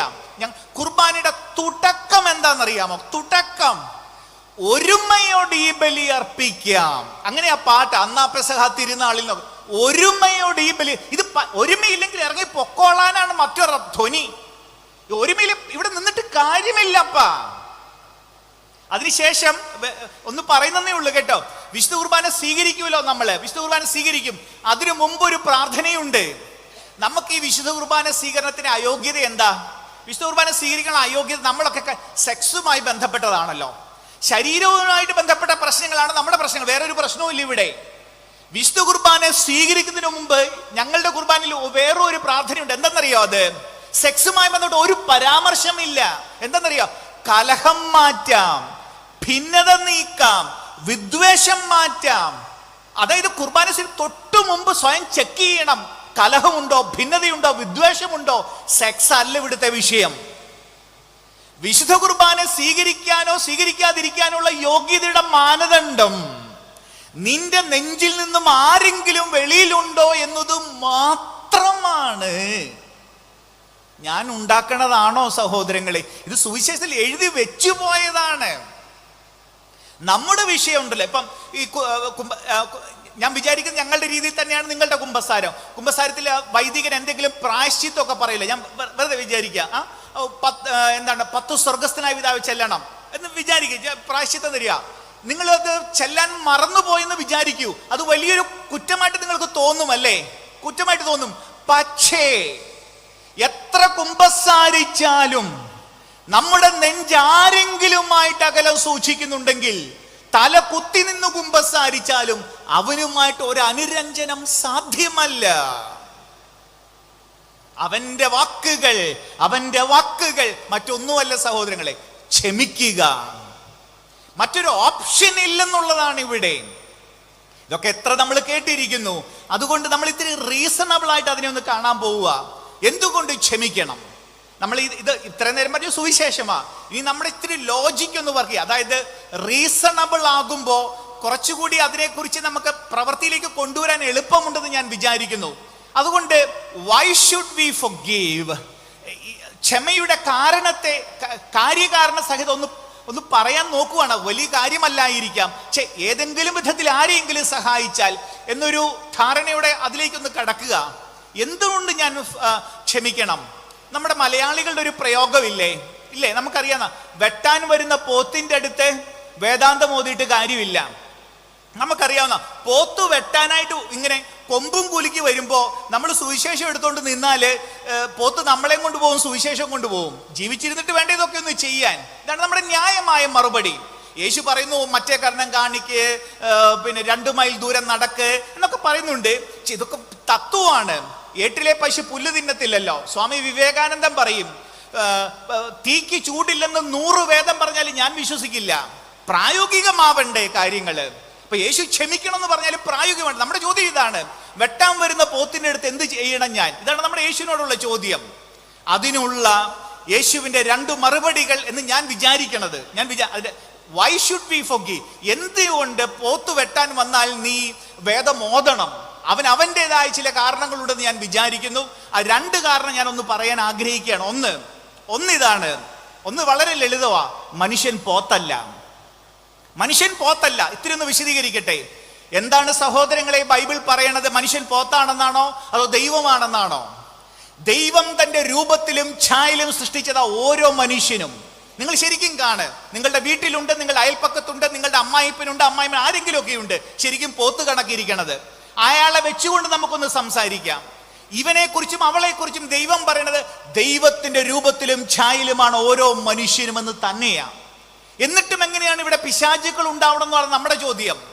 നമ്മളെ മുറിവേൽപ്പിച്ച, നമ്മളുടെ പുറത്തിനിട്ട് കുത്തി ഈ പിശാചുക്കൾ എങ്ങനെ ഇവിടെ ഉണ്ടായത്? എങ്ങനെയാ ഉണ്ടായത്? അതിനുത്തരം എനിക്ക് തന്നത് എൻ്റെ ചിന്തയിൽ വിരിഞ്ഞതല്ല. ഞങ്ങളുടെ സമൂഹത്തിൽപ്പെട്ട നിങ്ങൾക്കറിയാം പലർക്കും, ഫാദർ ബോബി ജോസ് കട്ടിക്കാട് അച്ഛൻ്റെ പുസ്തകത്തിലുള്ള ഒരു ചോദ്യവും ഉത്തരവും ഞാൻ പറയട്ടെ. എങ്ങനെയാണ് ദൈവത്തെ പോലെ സൃഷ്ടിക്കപ്പെട്ടവർ പിശാചായി മാറണത്? എങ്ങനെയാണ്? ബോബി അച്ഛൻ്റെ ഉത്തരം, അദ്ദേഹം ഒരു ചോദ്യം ചോദിക്കുന്നുണ്ട്. ഭൂമിയിലേക്കും വെച്ച് ഏറ്റവും ക്രൂരനായ മൃഗം ഏതാണ്? അച്ഛൻ്റെ മറുപടി, ഭൂമിയിലേക്ക് വെച്ച് ഏറ്റവും ക്രൂരനായ മൃഗം മുറിവേറ്റ മൃഗമാണ്.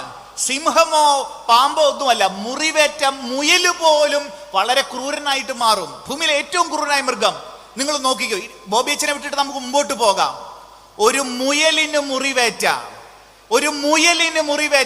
അത് ഭീകരമായിട്ട് നമ്മളോട് പ്രതികരിക്കും.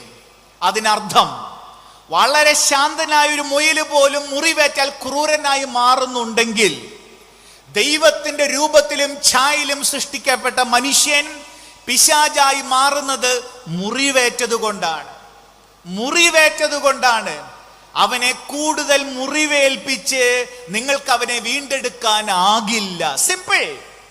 ദൈവം കണക്കുള്ള മനുഷ്യൻ മുറിവിലൂടെയാണ് പിശാചായി മാറിയതെങ്കിൽ കൂടുതൽ മുറിവേൽപ്പിച്ച് ആ പിശാചിനെ വീണ്ടെടുക്കാനാകില്ല. അവിടെയാണ് ക്ഷമിച്ചേ പറ്റൂ, കാല് പിടിച്ചേ പറ്റൂ എന്ന് വരണത് അവിടെയാണ്.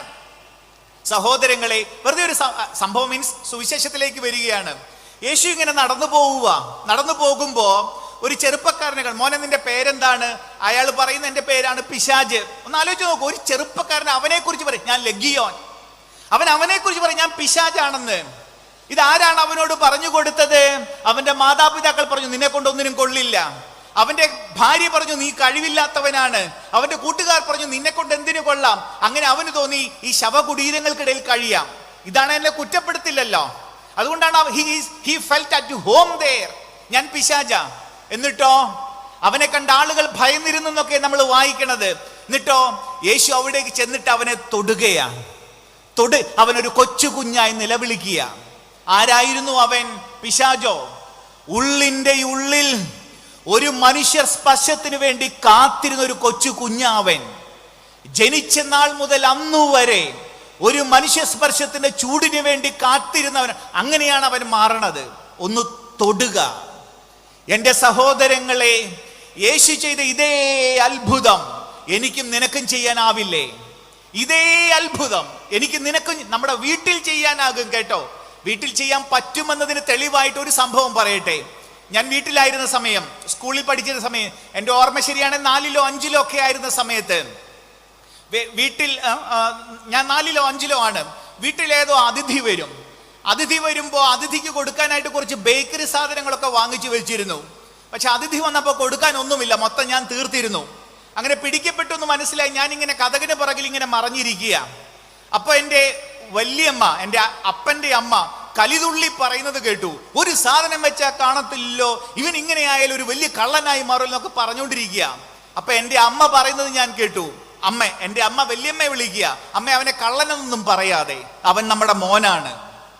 തൊണ്ടിയോടുകൂടി പിടിക്കപ്പെട്ടപ്പോഴും എൻ്റെ അമ്മ എന്നെ മാറോട് ചേർത്ത് നിർത്തി പറയണത്, കുട്ടി നീ കള്ളനല്ല, എൻ്റെ മോനാണെന്നാണ്. യേശു ചെയ്ത അതേ കാര്യം നീ പിശാചല്ല, നീ എൻ്റെ സഹോദരനാണ്. ഒന്ന് തൊടുകയെന്നുള്ളതാ, ഒന്ന് തൊടുകയെന്നുള്ളതാ, ഒന്ന് നെഞ്ചോട് ചേർത്ത് പിടിക്കുക എന്നുള്ളതാ.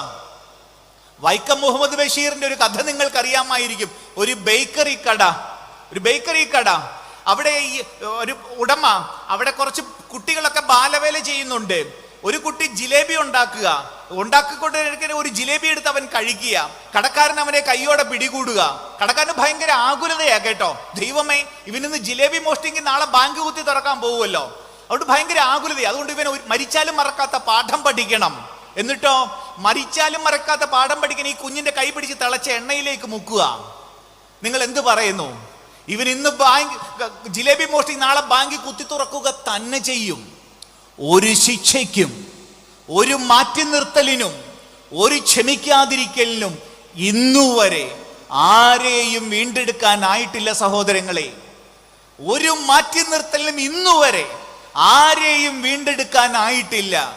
നിന്റെ ക്ഷമയ്ക്ക്, നിന്റെ കാരുണ്യത്തിനെ അവനെയോ അവളെയോ മാറ്റിയെടുക്കാനാകൂ എന്നുള്ള ലളിതമായ കാര്യം, വളരെ ലളിതമായ കാര്യം. ഫ്രോയിഡ്, നമുക്ക് ഇത്തിരി ഒന്ന് പറയാം. സിഗ്മണ്ട് ഫ്രോയിഡ് പറയുന്ന ഒരു കാര്യമുണ്ട്. No criminal is ever born but he is made. മനസ്സിനെ പഠിച്ച ഫ്രോയിഡാ അത് പറയണത്. ആരും ഇവിടെ കുറ്റവാളിയായി ജനിക്കണില്ല. കൃത്യം ബൈബിളാത്. ആരും ഇവിടെ കുറ്റവാളിയായി ജനിക്കണില്ല. അവൻ അങ്ങനെ ആക്കി തീർക്കപ്പെടുകയാ. Nobody is born a criminal but made a criminal. ആക്കി തീർക്കപ്പെടുകയാ. എങ്ങനെ? മുറിവിലൂടെ, പല പല മുറിവുകളിലൂടെ. അവനെ വീണ്ടെടുക്കാനുള്ള ഒരേ ഒരു മാർഗം നെഞ്ചോട് ചേർത്ത് പിടിക്കുന്നത് മാത്രമാണെന്ന് വരുന്നു. എന്തുകൊണ്ട് ക്ഷമിക്കണം? അതാണല്ലോ നമ്മുടെ ടോപ്പിക്. രണ്ടാമത്തെ കാരണത്തിലേക്ക് ഞാൻ നീങ്ങുക. എന്തുകൊണ്ട് ഞാൻ ക്ഷമിക്കണം? രണ്ടാമത്തെ അത് യേശു പറഞ്ഞതാ. വളരെ ലളിതമാണ്. നിന്റെ കണ്ണിൽ ഒരു തടി ഇരിപ്പുണ്ട്. എന്തിനാണ് അപരന്റെ കണ്ണിലെ കരട് നോക്കുന്നത്? ഇത് ഒന്ന് വിശദീകരിക്കട്ടെ. നമ്മുടെ മലയാളത്തിലെ അറിയപ്പെടുന്ന കവിയും നടനുമൊക്കെയാണല്ലോ ബാലചന്ദ്രൻ ചുള്ളിക്കാട്. അദ്ദേഹത്തിന്റെ വളരെ പ്രസിദ്ധമായൊരു ഒരു പുസ്തകമുണ്ട്. കവിതയാണ് കൂടുതലും, പക്ഷെ പുസ്തകത്തിന്റെ പേര് ചിദംബര സ്മരണകൾ. അതില് ഏതോ ഒരു ഇന്റർവ്യൂവിൽ പറഞ്ഞതായിട്ടാണ് എൻ്റെ ഓർമ്മ. ഒരു 75% സംഭവിച്ചതാണത്രേ. 25% മറ്റോ ഭാവനയാണ്. അപ്പൊ അതിലെ ഒരു സംഭവം ഞാനൊന്ന് പറയുക. സംഭവമാണെന്ന് ഞാൻ വിചാരിക്കുന്നു. ബാലേന്ദ്രൻ ചുള്ളിക്കാടും അദ്ദേഹത്തിന്റെ ഭാര്യയും ഒരു ഫ്ലാറ്റിൽ താമസിക്കുകയാണ്. ചുള്ളിക്കാടിനെ എവിടെയോ ഏതോ ഓഫീസിൽ ജോലി, ഭാര്യ എവിടെയോ പഠിപ്പിക്കുന്നു. ഒരു ദിവസം ഈ ചുള്ളിക്കാട് രാവിലെ എഴുന്നേറ്റപ്പോൾ പുള്ളിക്ക് ഓഫീസിൽ പോകാൻ ഒരു മൂഡ് തോന്നണില്ല. ഈ കവികൾക്കും എഴുത്തുകാർക്കും മൂടെന്ന് പറഞ്ഞ പരിപാടി ഉണ്ടല്ലോ. അപ്പൊ പുള്ളിക്കാരൻ പറഞ്ഞു, എനിക്കൊന്ന് ഓഫീസിൽ പോകാൻ ഒരു മൂഡില്ല, നീ പൊക്കോ, നീ പഠിപ്പിക്കാൻ പൊക്കോ. അങ്ങനെ അന്ന് ചുള്ളിക്കാടിന് മൂടുള്ളത് ഇരുന്ന് വായിക്കാനാ. അപ്പൊ ഭാര്യ പോയി, ഇയാള് ഫ്ലാറ്റിലിരുന്ന് വായിക്കുക. ഇയാള് വായിക്കുന്നത് 1000 ദിവസം നീണ്ടു നിന്ന വിയറ്റ്നാം യുദ്ധചരിത്രമാണ്. നമുക്കറിയാലോ, ആ വിയറ്റ്നാം യുദ്ധത്തില് അമേരിക്ക എങ്ങനെ വിയറ്റ്നാം തോൽപ്പിച്ചു എന്ന് നമുക്കറിയാം. ഒരു ചെറിയ രാഷ്ട്രം ആ മുതലാളിത്ത രാഷ്ട്രത്തെ തോൽപ്പിച്ച സംഭവ ചരിത്രം ഇയാൾ വായിച്ചുകൊണ്ടിരിക്കുക. ഇത് വായിക്കുമ്പോൾ ഇയാളിങ്ങനെ കോരിത്തരിക്കുക. ഇയാളിങ്ങനെ വിചാരിക്കും, ഞാനും ഇതുപോലെ പാവപ്പെട്ടവരുടെ സമരങ്ങളിൽ പങ്കെടുക്കും, പാവപ്പെട്ടവരെ ഏതെങ്കിലും വിധത്തിൽ ഞാൻ സഹായിക്കും. ഇങ്ങനെയൊക്കെ വിചാരിച്ചുകൊണ്ടാണ് ഇയാൾ ഇങ്ങനെ വായിച്ചു കൊണ്ടിരിക്കുന്നത്. അങ്ങനെ വായിച്ചു വരവേ അയാളുടെ ഫ്ലാറ്റിന്റെ വാതിൽക്കൽ ഒരു മുട്ട്. വാതിൽ തുറന്നു നോക്കിയപ്പോൾ വീടാന്തരം കയറി ഇറങ്ങി സാധനങ്ങൾ വിൽക്കുന്ന ഒരു പാവം സ്ത്രീ. സാധനങ്ങൾ വാങ്ങാൻ എന്ന വ്യാജേന ഇയാൾ ഇവളെ മുറിക്കകത്ത് വീട്ടിലേക്ക് കയറ്റുന്ന അവളെ കയറി പിടിക്കുന്നു.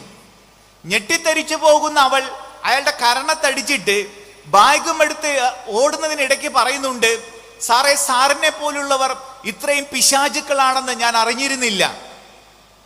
എന്നിട്ട് ബാലേന്ദ്രൻ ചുള്ളിക്കാടെന്ന മനുഷ്യൻ സത്യസന്ധനായതുകൊണ്ട് ലോകം മുഴുവൻ വായിക്കാനായിട്ട് എഴുതി വെച്ചു. 2 മിനിറ്റ് മുമ്പ് വരെ ഇത്തരത്തിലുള്ള പാവപ്പെട്ടവളുടെ കണ്ണിലെ കണ്ണീർ തുടച്ചു നീക്കണമെന്നും അവരുടെ സമരങ്ങളിൽ പങ്കെടുക്കണമെന്നും സ്വപ്നം കാണുകയും പ്രതിജ്ഞയെടുക്കുകയും ചെയ്ത ഞാനാണ് 2 മിനിറ്റ് കഴിഞ്ഞപ്പോ അത്തരത്തിൽ ഒരുവളുടെ മുകളിലേക്ക് മൃഗത്തെ പോലെ കടന്നാക്രമിക്കുന്ന ഒരു മനുഷ്യനായിട്ട് അധപ്പതിക്കണത്. ശപിക്കപ്പെട്ടതാവട്ടെ ഈ ജന്മം. എന്റെ സഹോദരങ്ങളെ, ഇതൊരു ചുള്ളിക്കാടിന്റെ മാത്രം സംഭവമാണെന്ന് ഞാൻ വിചാരിക്കണില്ല. ഏതൊരു മനുഷ്യന്റെയും കാര്യമാണിതെന്ന് ഞാൻ വിചാരിക്കുന്നു. നിങ്ങളുടെ മുമ്പിൽ വെച്ച് സ്നേഹത്തെക്കുറിച്ചും ക്ഷമയെക്കുറിച്ചും ദൈവത്തെക്കുറിച്ചും ഒക്കെ ഘോരം പ്രസംഗിക്കുന്ന ഈ ഞാൻ തന്നെ എൻ്റെ ഏകാന്തതകളുടെ വേളകളിൽ നിങ്ങളോടൊക്കെ പറയാൻ ലജ്ജിക്കുന്ന അനേകം വികാരങ്ങൾക്കും വിചാരങ്ങൾക്കും അടിമപ്പെട്ടു പോകുന്നുണ്ട്. ഞാൻ വിനയമല്ല പറയണത്, സത്യമാണ് പറയണത്. എനിക്ക് ശരിക്കും അറിയാൻ പറ്റുന്നുണ്ട്. എൻ്റെ മനസ്സെന്ന് പറയണത്, എൻ്റെ ഹൃദയമെന്ന് പറയണത് പിശാചിന്റെയും ദൈവത്തിന്റെ ഒരു യുദ്ധഭൂമിയാണ്. ചിലപ്പോൾ ദൈവം ജയിക്കുന്നു, ചിലപ്പോൾ പിശാച് ജയിക്കുന്നു. എനിക്ക് ആരുടെ നേർക്ക് കൈ ചൂണ്ടാനാകുമെന്നാ നിങ്ങൾ ഈ പറയണത്? മനുഷ്യനായി പിറന്ന സകലരുടെയും കാര്യമാണ് നമ്മൾ ഈ പറയണത് കേട്ടോ. എല്ലാവരും ഒരു വേള ദൈവമായി മാറുന്നുണ്ട്, വേറൊരു വേള പിശാചായി മാറുന്നുണ്ട്. ആർക്കാരുടെ നേർക്ക് കൈ ചൂണ്ടാനാകും സഹോദരങ്ങളെ? ജീവിച്ചിരിക്കെ സ്വർഗം കണ്ടു എന്ന് അവകാശപ്പെട്ട പൗലോസ് എന്താ പറഞ്ഞത്? ജീവിച്ചിരിക്കെ സ്വർഗം കണ്ട ആളാണ് കേട്ടോ പൗലോസ്. അയാൾ പറഞ്ഞത് എന്താണെന്ന് നിങ്ങൾക്കറിയാം. എൻ്റെ ശരീരത്തിൽ ഒരു മുള്ളുണ്ട്, ഞാൻ ദുർഭഗനായ മനുഷ്യൻ, ഞാൻ ആഗ്രഹിക്കുന്ന നന്മയൊന്ന്, ചെയ്തു പോകുന്ന തിന്മ മറ്റൊന്ന്. ഇതേതൊരു മനുഷ്യന്റെയും ജീവിതമാണ് കേട്ടോ. ഒരു വേള നമ്മൾ ദൈവത്തെ പോലെ ഉയരുന്നു, വേറൊരു വേള നമ്മൾ പിശാചിനെ പോലെ അധപ്പതിക്കുന്നു. ആർക്കാരുടെ നേർക്ക് കൈ ചൂണ്ടാൻ പറ്റുമെന്നാ നിങ്ങൾ ഈ പറയണത്? എനിക്ക് ശരീരത്തിന്റെ ബലഹീനത, നിങ്ങൾക്ക് ഭക്ഷണത്തോടുള്ള ബലഹീനത, മൂന്നാമതൊരാൾക്ക് പണം, നാലാമതൊരാൾക്ക് കസേര, അഞ്ചാമതൊരാൾക്ക് മറ്റൊന്ന്. പണത്തോട് ആസക്തിയുള്ള നിനക്ക് ശരീരത്തിന്റെ ആസക്തിയുള്ള എനിക്ക് നിനക്ക് എങ്ങനെ കൈ ചൂണ്ടാൻ പറ്റുമെന്നാ നിങ്ങൾ ഈ പറയണത്? എല്ലാവരും ബലഹീനർ, അതുകൊണ്ട് ഒരൊറ്റ മാർഗമേ ഉള്ളൂ, കൈ ചൂണ്ടരുത്, കൈ കോർത്തു പിടിക്കുക. മറ്റൊരു ഓപ്ഷൻ ഇല്ല ഇവിടെ. കരുണാമൂർത്തിയായ ദൈവത്തിൽ നിന്നും കരുണ സ്വീകരിക്കാനുള്ള ഒരേയൊരു മാനദണ്ഡം കരുണ കൊടുക്കുക എന്നത് മാത്രമാണ്. ലൂക്ക 6:36 നിങ്ങളുടെ ദൈവമായ കർത്താവ്, ലൂക്ക 6:36 നിങ്ങളുടെ ദൈവമായ കർത്താവ് കരുണയുള്ളവനായിരിക്കുന്നത് പോലെ നിങ്ങളും കരുണ കാണിക്കുക. മറ്റൊരു ഓപ്ഷൻ ഇല്ല. നമ്മുടെ ഒരു വിചാരം, നമ്മുടെ ഒരു ഈ വിശുദ്ധി, സ്വർഗത്തിലേക്ക് പോവുക എന്നൊക്കെ പറഞ്ഞാല് ചില 10 കൽപ്പനകൾ പാലിക്കുക അല്ലെ? 10 കൽപ്പന പാലിച്ചാൽ, അത് തെറ്റിക്കാതെ ജീവിച്ചാൽ സ്വർഗത്തിൽ പോകാൻ പറ്റുമെന്ന് നിങ്ങളോട് ആരാണ് പറഞ്ഞത്? ഈ 10 കൽപ്പന പാലിച്ചാൽ നിർബന്ധമായും സ്വർഗത്തിൽ പോകുമോ? അങ്ങനെയെങ്കിൽ ഫരിസേയനും നിയമജ്ഞനും സ്വർഗത്തിൽ പോകണം കേട്ടോ. ഫരിസേയനും നിയമജ്ഞനും ഒറ്റ കൽപ്പന ലംഘിച്ചിട്ടില്ല, എന്നിട്ടും അവർ സ്വർഗത്തിൽ പോകാതിന് കാരണം ഇത്രയേ ഉള്ളൂ: നിങ്ങളുടെ ദൈവമായ കർത്താവ് കരുണയുള്ളവനാ. സ്വർഗത്തിൽ പോകാനുള്ള മാനദണ്ഡം കരുണ കാണിച്ചോ എന്നുള്ളതാ. അവനിൽ നിന്നും കരുണ കിട്ടാനുള്ള ഒരേയൊരു മാനദണ്ഡം കരുണ കാണിക്കുക. സുഹൃത്തുക്കളെ, നമ്മളിതിന്റെ ഈ ഒരു സെഷന്റെ തുടക്കത്തിൽ പറഞ്ഞിരുന്നു, ഇത് പ്രായോഗികമാണ്. ഇങ്ങനെ നമുക്ക് പ്രസംഗിക്കാം, എത്രയേറെ തവണ നമ്മൾ കേട്ടിട്ടുണ്ടല്ലേ. ഇത് പ്രായോഗികമാണ്. നമ്മൾ പറയാറില്ലേ ഇത് ഇന്ന് പള്ളി പറഞ്ഞാൽ മതി എന്ന്? കാരണം ഈ പള്ളി പറയുന്ന കാര്യങ്ങൾക്കൊക്കെ ഇത്രേ പ്രസക്തി ഉള്ളതെന്ന് നമുക്കറിയാം. അങ്ങനെയുള്ളൊരു ചോദ്യം ഉണ്ടാവാം, നിങ്ങൾക്കും എനിക്കും ഉണ്ടാവാം. അതിനും കൂടെ ഒരു മറുപടി ഞാൻ ഒന്ന് നൽകാൻ ആഗ്രഹിക്കുക. ഈ ക്ഷമിക്കുക എന്നൊക്കെ പറയുന്നത് പ്രായോഗികമാണോ, അതോ പള്ളിയിൽ അച്ഛന്മാർ പ്രസംഗിക്കുന്ന ഒരു വിഷയം മാത്രമാണോ? പള്ളിയിൽ മാത്രം ധ്യാനിക്കുകയും ജീവിതത്തിൽ പ്രാവർത്തികമാക്കാൻ പറ്റാത്തതുമായിട്ടുള്ളൊരു കാര്യമാണോ ഈ ക്ഷമയെന്ന് പറയണത്? എനിക്കതിന് കൃത്യമായിട്ട് ഉത്തരമില്ല. എങ്കിലും ചില സംഭവങ്ങൾ ഞാനൊന്ന് പറയാൻ ആഗ്രഹിക്കുക. ഒരു 4-5 കൊല്ലം മുമ്പ്, ഞാൻ കൃത്യ സ്ഥലം പറയാം കാരണം ഇത് ഉണ്ടാക്കി പറയുന്ന അല്ലെന്ന് കാണിക്കാൻ വേണ്ടിയാ. ചാലക്കുടി അടുത്ത് ഇലഞ്ഞിപ്ര എന്ന് പറയുന്ന ഒരു സ്ഥലത്ത്, ഇലഞ്ഞിപ്ര, അവിടെ ഞങ്ങൾ കപ്പൂച്ചിൻ സമൂഹത്തിൽപ്പെട്ടവരാ. കപ്പൂച്ചിൻ ആശ്രമമുണ്ട്, അതൊരു ഇടവകയും കൂടിയാ. അവിടെ ഞാൻ ഒരിക്കല് ഇങ്ങനെ ഒരു ഇടവക ധ്യാനത്തിന് പോയി, 3-4 ദിവസത്തെ ധ്യാനത്തിന്. അങ്ങനെ ഇരിക്കെ ഒരു ദിവസം ഒരു യാക്കോബായ സമൂഹത്തിൽപ്പെട്ട ഒരു സ്ത്രീ അവിടെ വരികയാണ് എന്നെ കാണാനായിട്ട്. അതിരി ബാക്കി പുള്ളിക്കാരത്തി ചെയ്ത വലിയ കാര്യങ്ങൾ പറയാനല്ല എൻ്റെ അടുത്ത് വന്നത്. പുള്ളിക്കാരത്തി ഒരു പ്രശ്നം പങ്കുവെക്കാൻ വന്നതാ. അതിനാമുഖമായിട്ട് പറഞ്ഞത് ഞാൻ നിങ്ങളോടൊന്ന് പറയാൻ ആഗ്രഹിക്കുക. അപ്പൊ പുള്ളിക്കാരത്തിക്ക് സാധാരണ ഒരു സ്ത്രീ, വളരെ ചെറിയ ജോലിയൊക്കെ ചെയ്ത് ജീവിക്കുന്ന ഒരു സ്ത്രീയാണ്. 3 പെൺകുട്ടികൾ.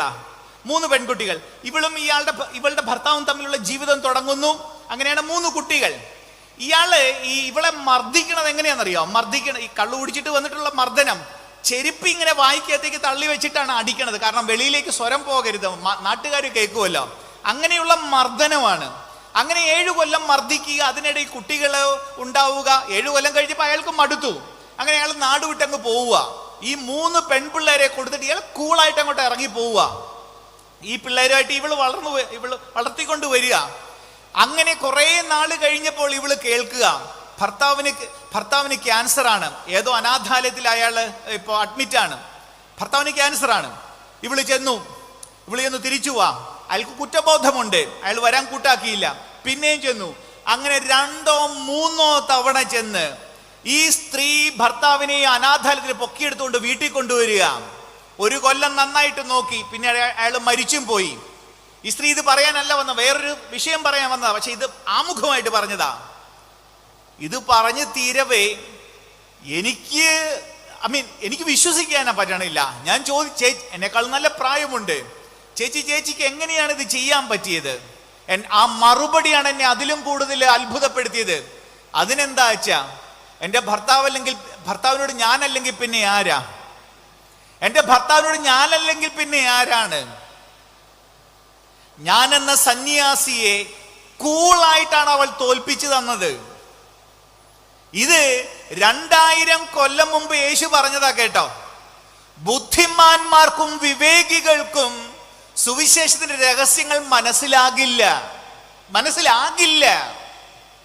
പക്ഷെ ഈ പാവം സ്ത്രീക്ക് അത് മനസ്സിലാകും, ശിശുക്കൾക്ക് മനസ്സിലാകും.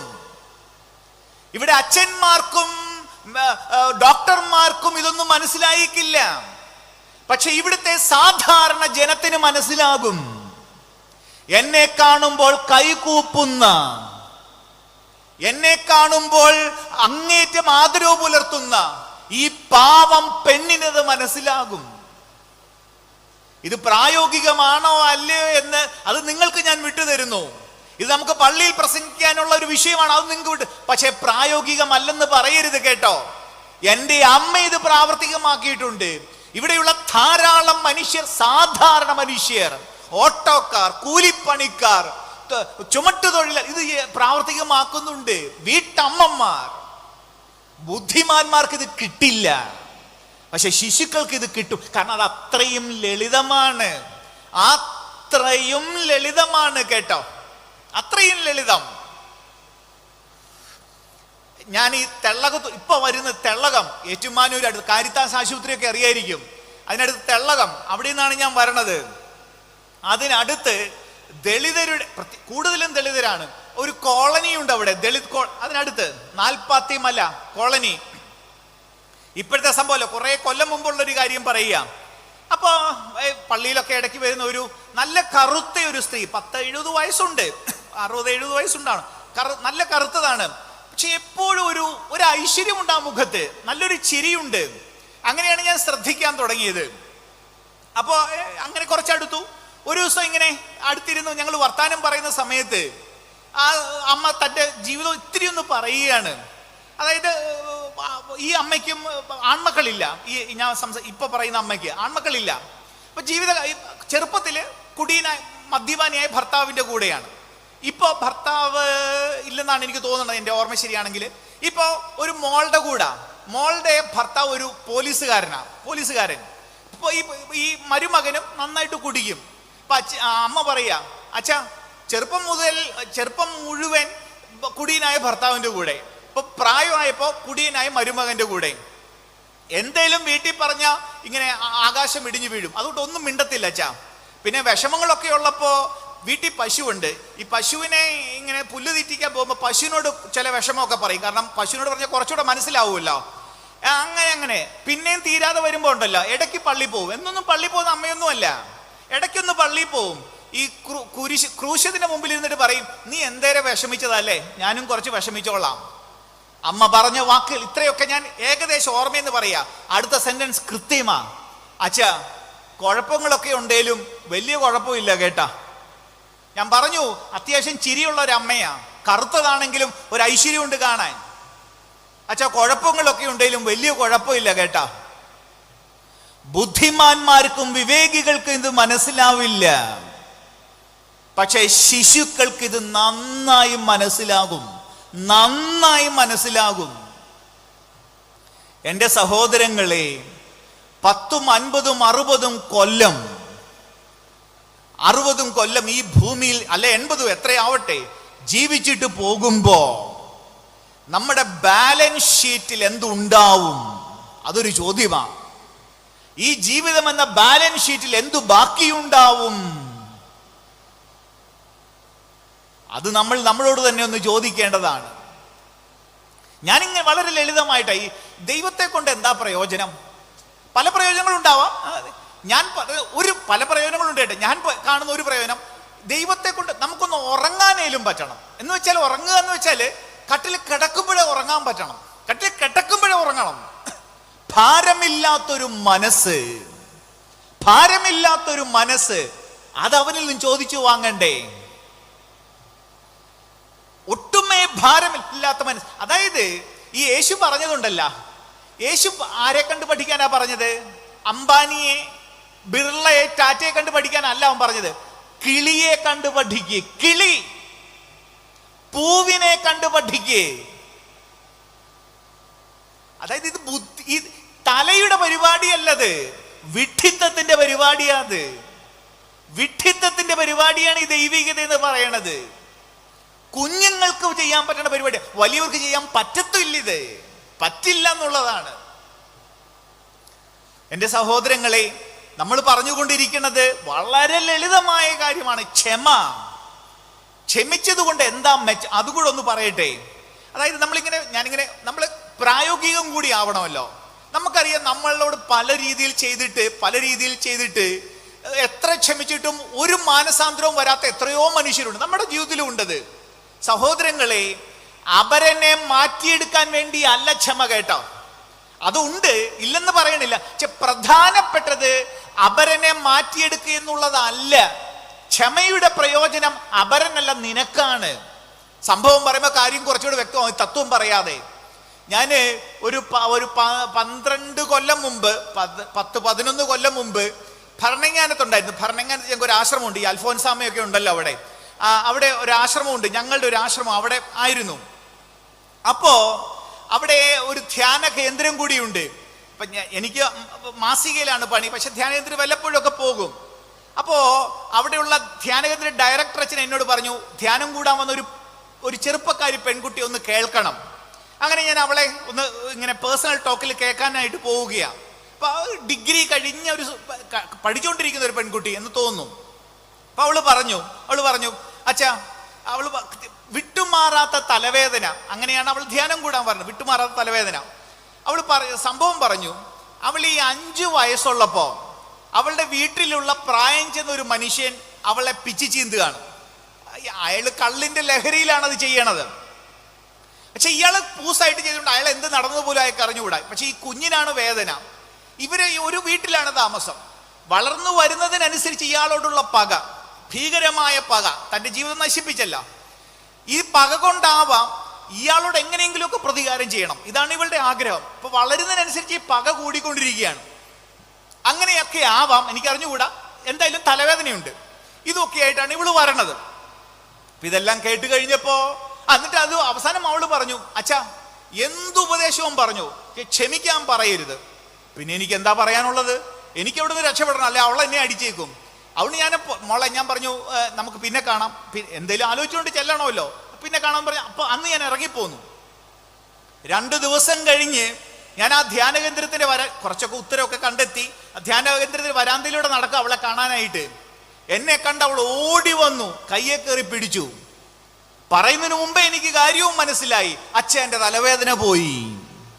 ഞാനൊരു അത്ഭുതത്തെ കുറിച്ച് പറയാനല്ല സഹോദരങ്ങളെ, എന്റെ തലവേദന പോയി. എപ്പോഴാണെന്നറിയാമോ? ഞാൻ അവളെ കേട്ടുകൊണ്ടിരുന്നപ്പോഴല്ല, വിശുദ്ധ കുർബാന മധ്യേയല്ല,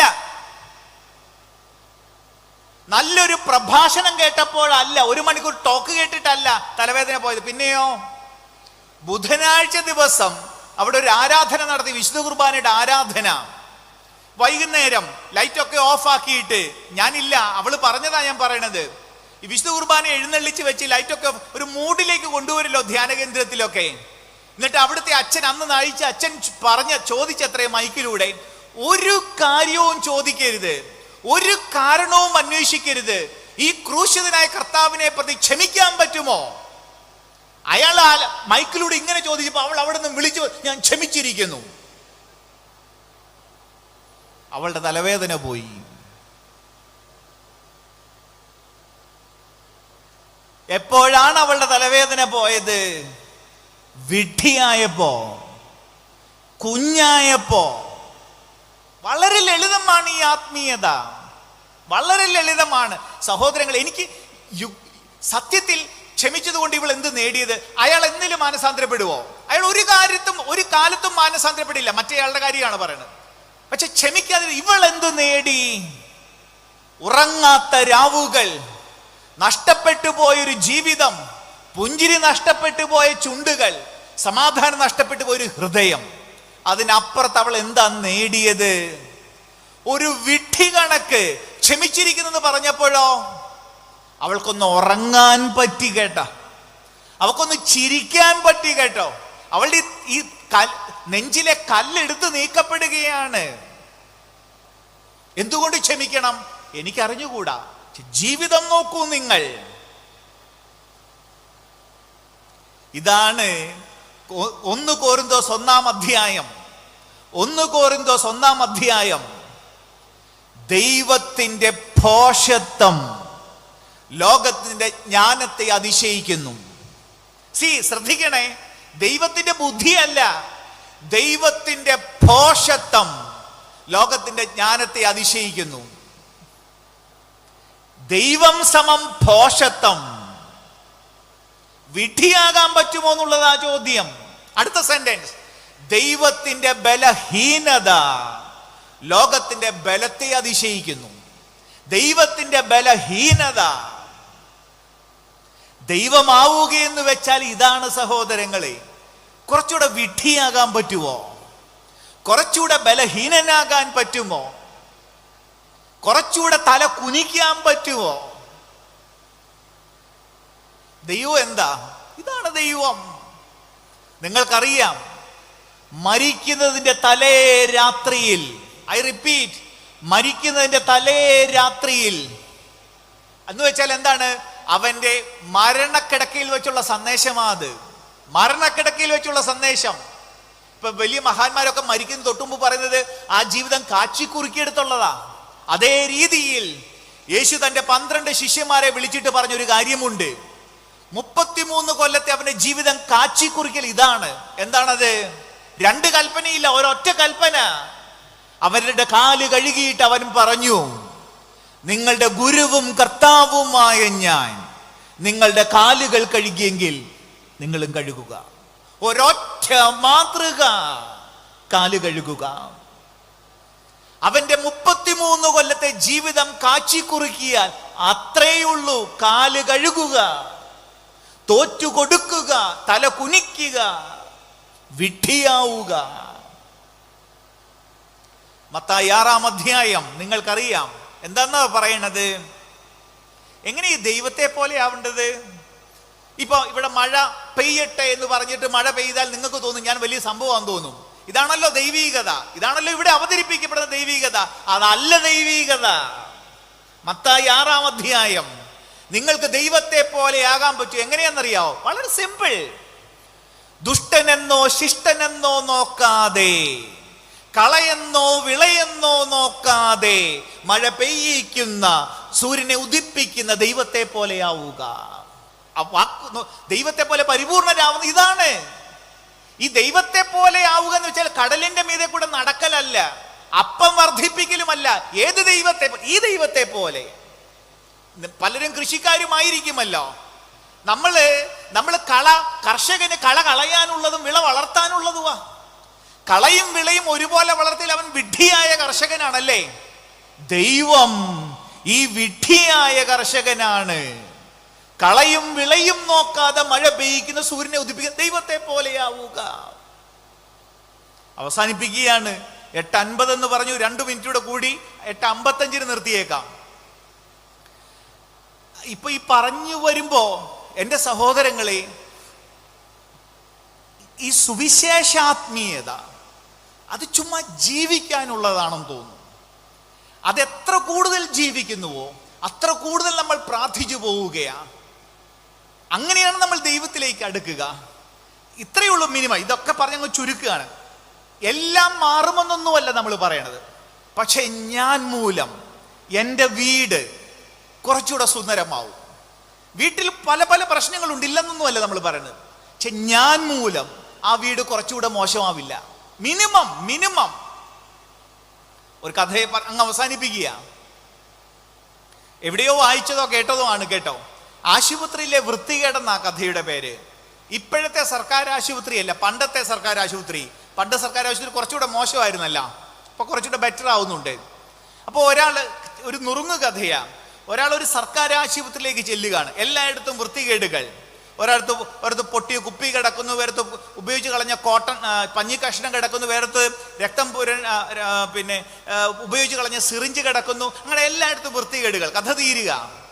ആ വൃത്തികേടുകൾ മധ്യത്തിലേക്ക് ചെന്നിട്ട് ഈ വൃത്തികേടുകളൊക്കെ കണ്ടിട്ട് ദേഷ്യം കൊണ്ട് സഹിക്കാനാവാതെ അയാൾ അതിന് നേർക്ക് കാർക്കിച്ചു തുപ്പിയിട്ട് അവിടെ നിന്നും കടന്നുപോയി. മിനിമം നമുക്ക് ഇത്രയെങ്കിലുമൊക്കെ ചെയ്യാതിരിക്കാനാവണം. എന്നെ ഏൽപ്പിച്ച എൻ്റെ ഭവനം, അതിനകത്ത് ഒരുപാട് വൃത്തികേടുകളൊക്കെ ഉണ്ട് കേട്ടോ. അത് എല്ലായിടത്തും ഉണ്ട്.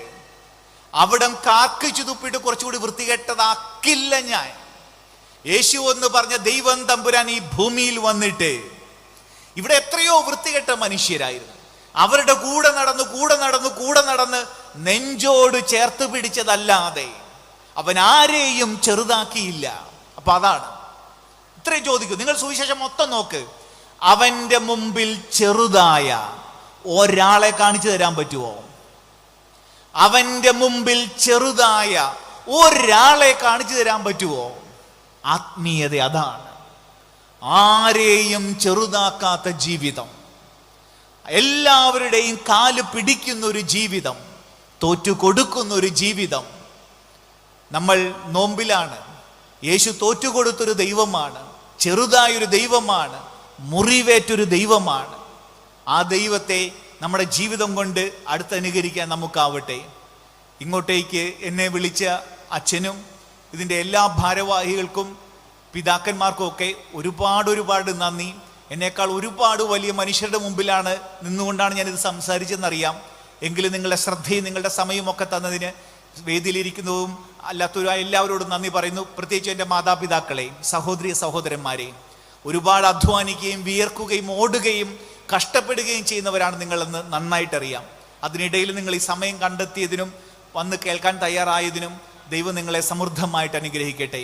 നമ്മുടെയൊക്കെ ജീവിതത്തിൽ അവൻ്റെ കൃപയും കടാക്ഷവും ഉണ്ടാവട്ടെ. നിങ്ങളുടെ മക്കൾ ഒരിക്കലും കാലിടറാതെ മുമ്പോട്ട് പോകുവാൻ നിങ്ങളുടെ ദൈവം നിങ്ങളുടെ കുട്ടികളെ നെഞ്ചോട് ചേർത്ത് സംരക്ഷിക്കട്ടെ. നിങ്ങളുടെ വീട്ടിൽ ഒരുപാട് സമാധാനവും സന്തോഷവും ഐശ്വര്യവും ഉണ്ടാവട്ടെ. ദൈവം തമ്പുരാൻ നമ്മളെല്ലാവരെയും സമൃദ്ധമായിട്ട് അനുഗ്രഹിക്കട്ടെ. ആമേൻ.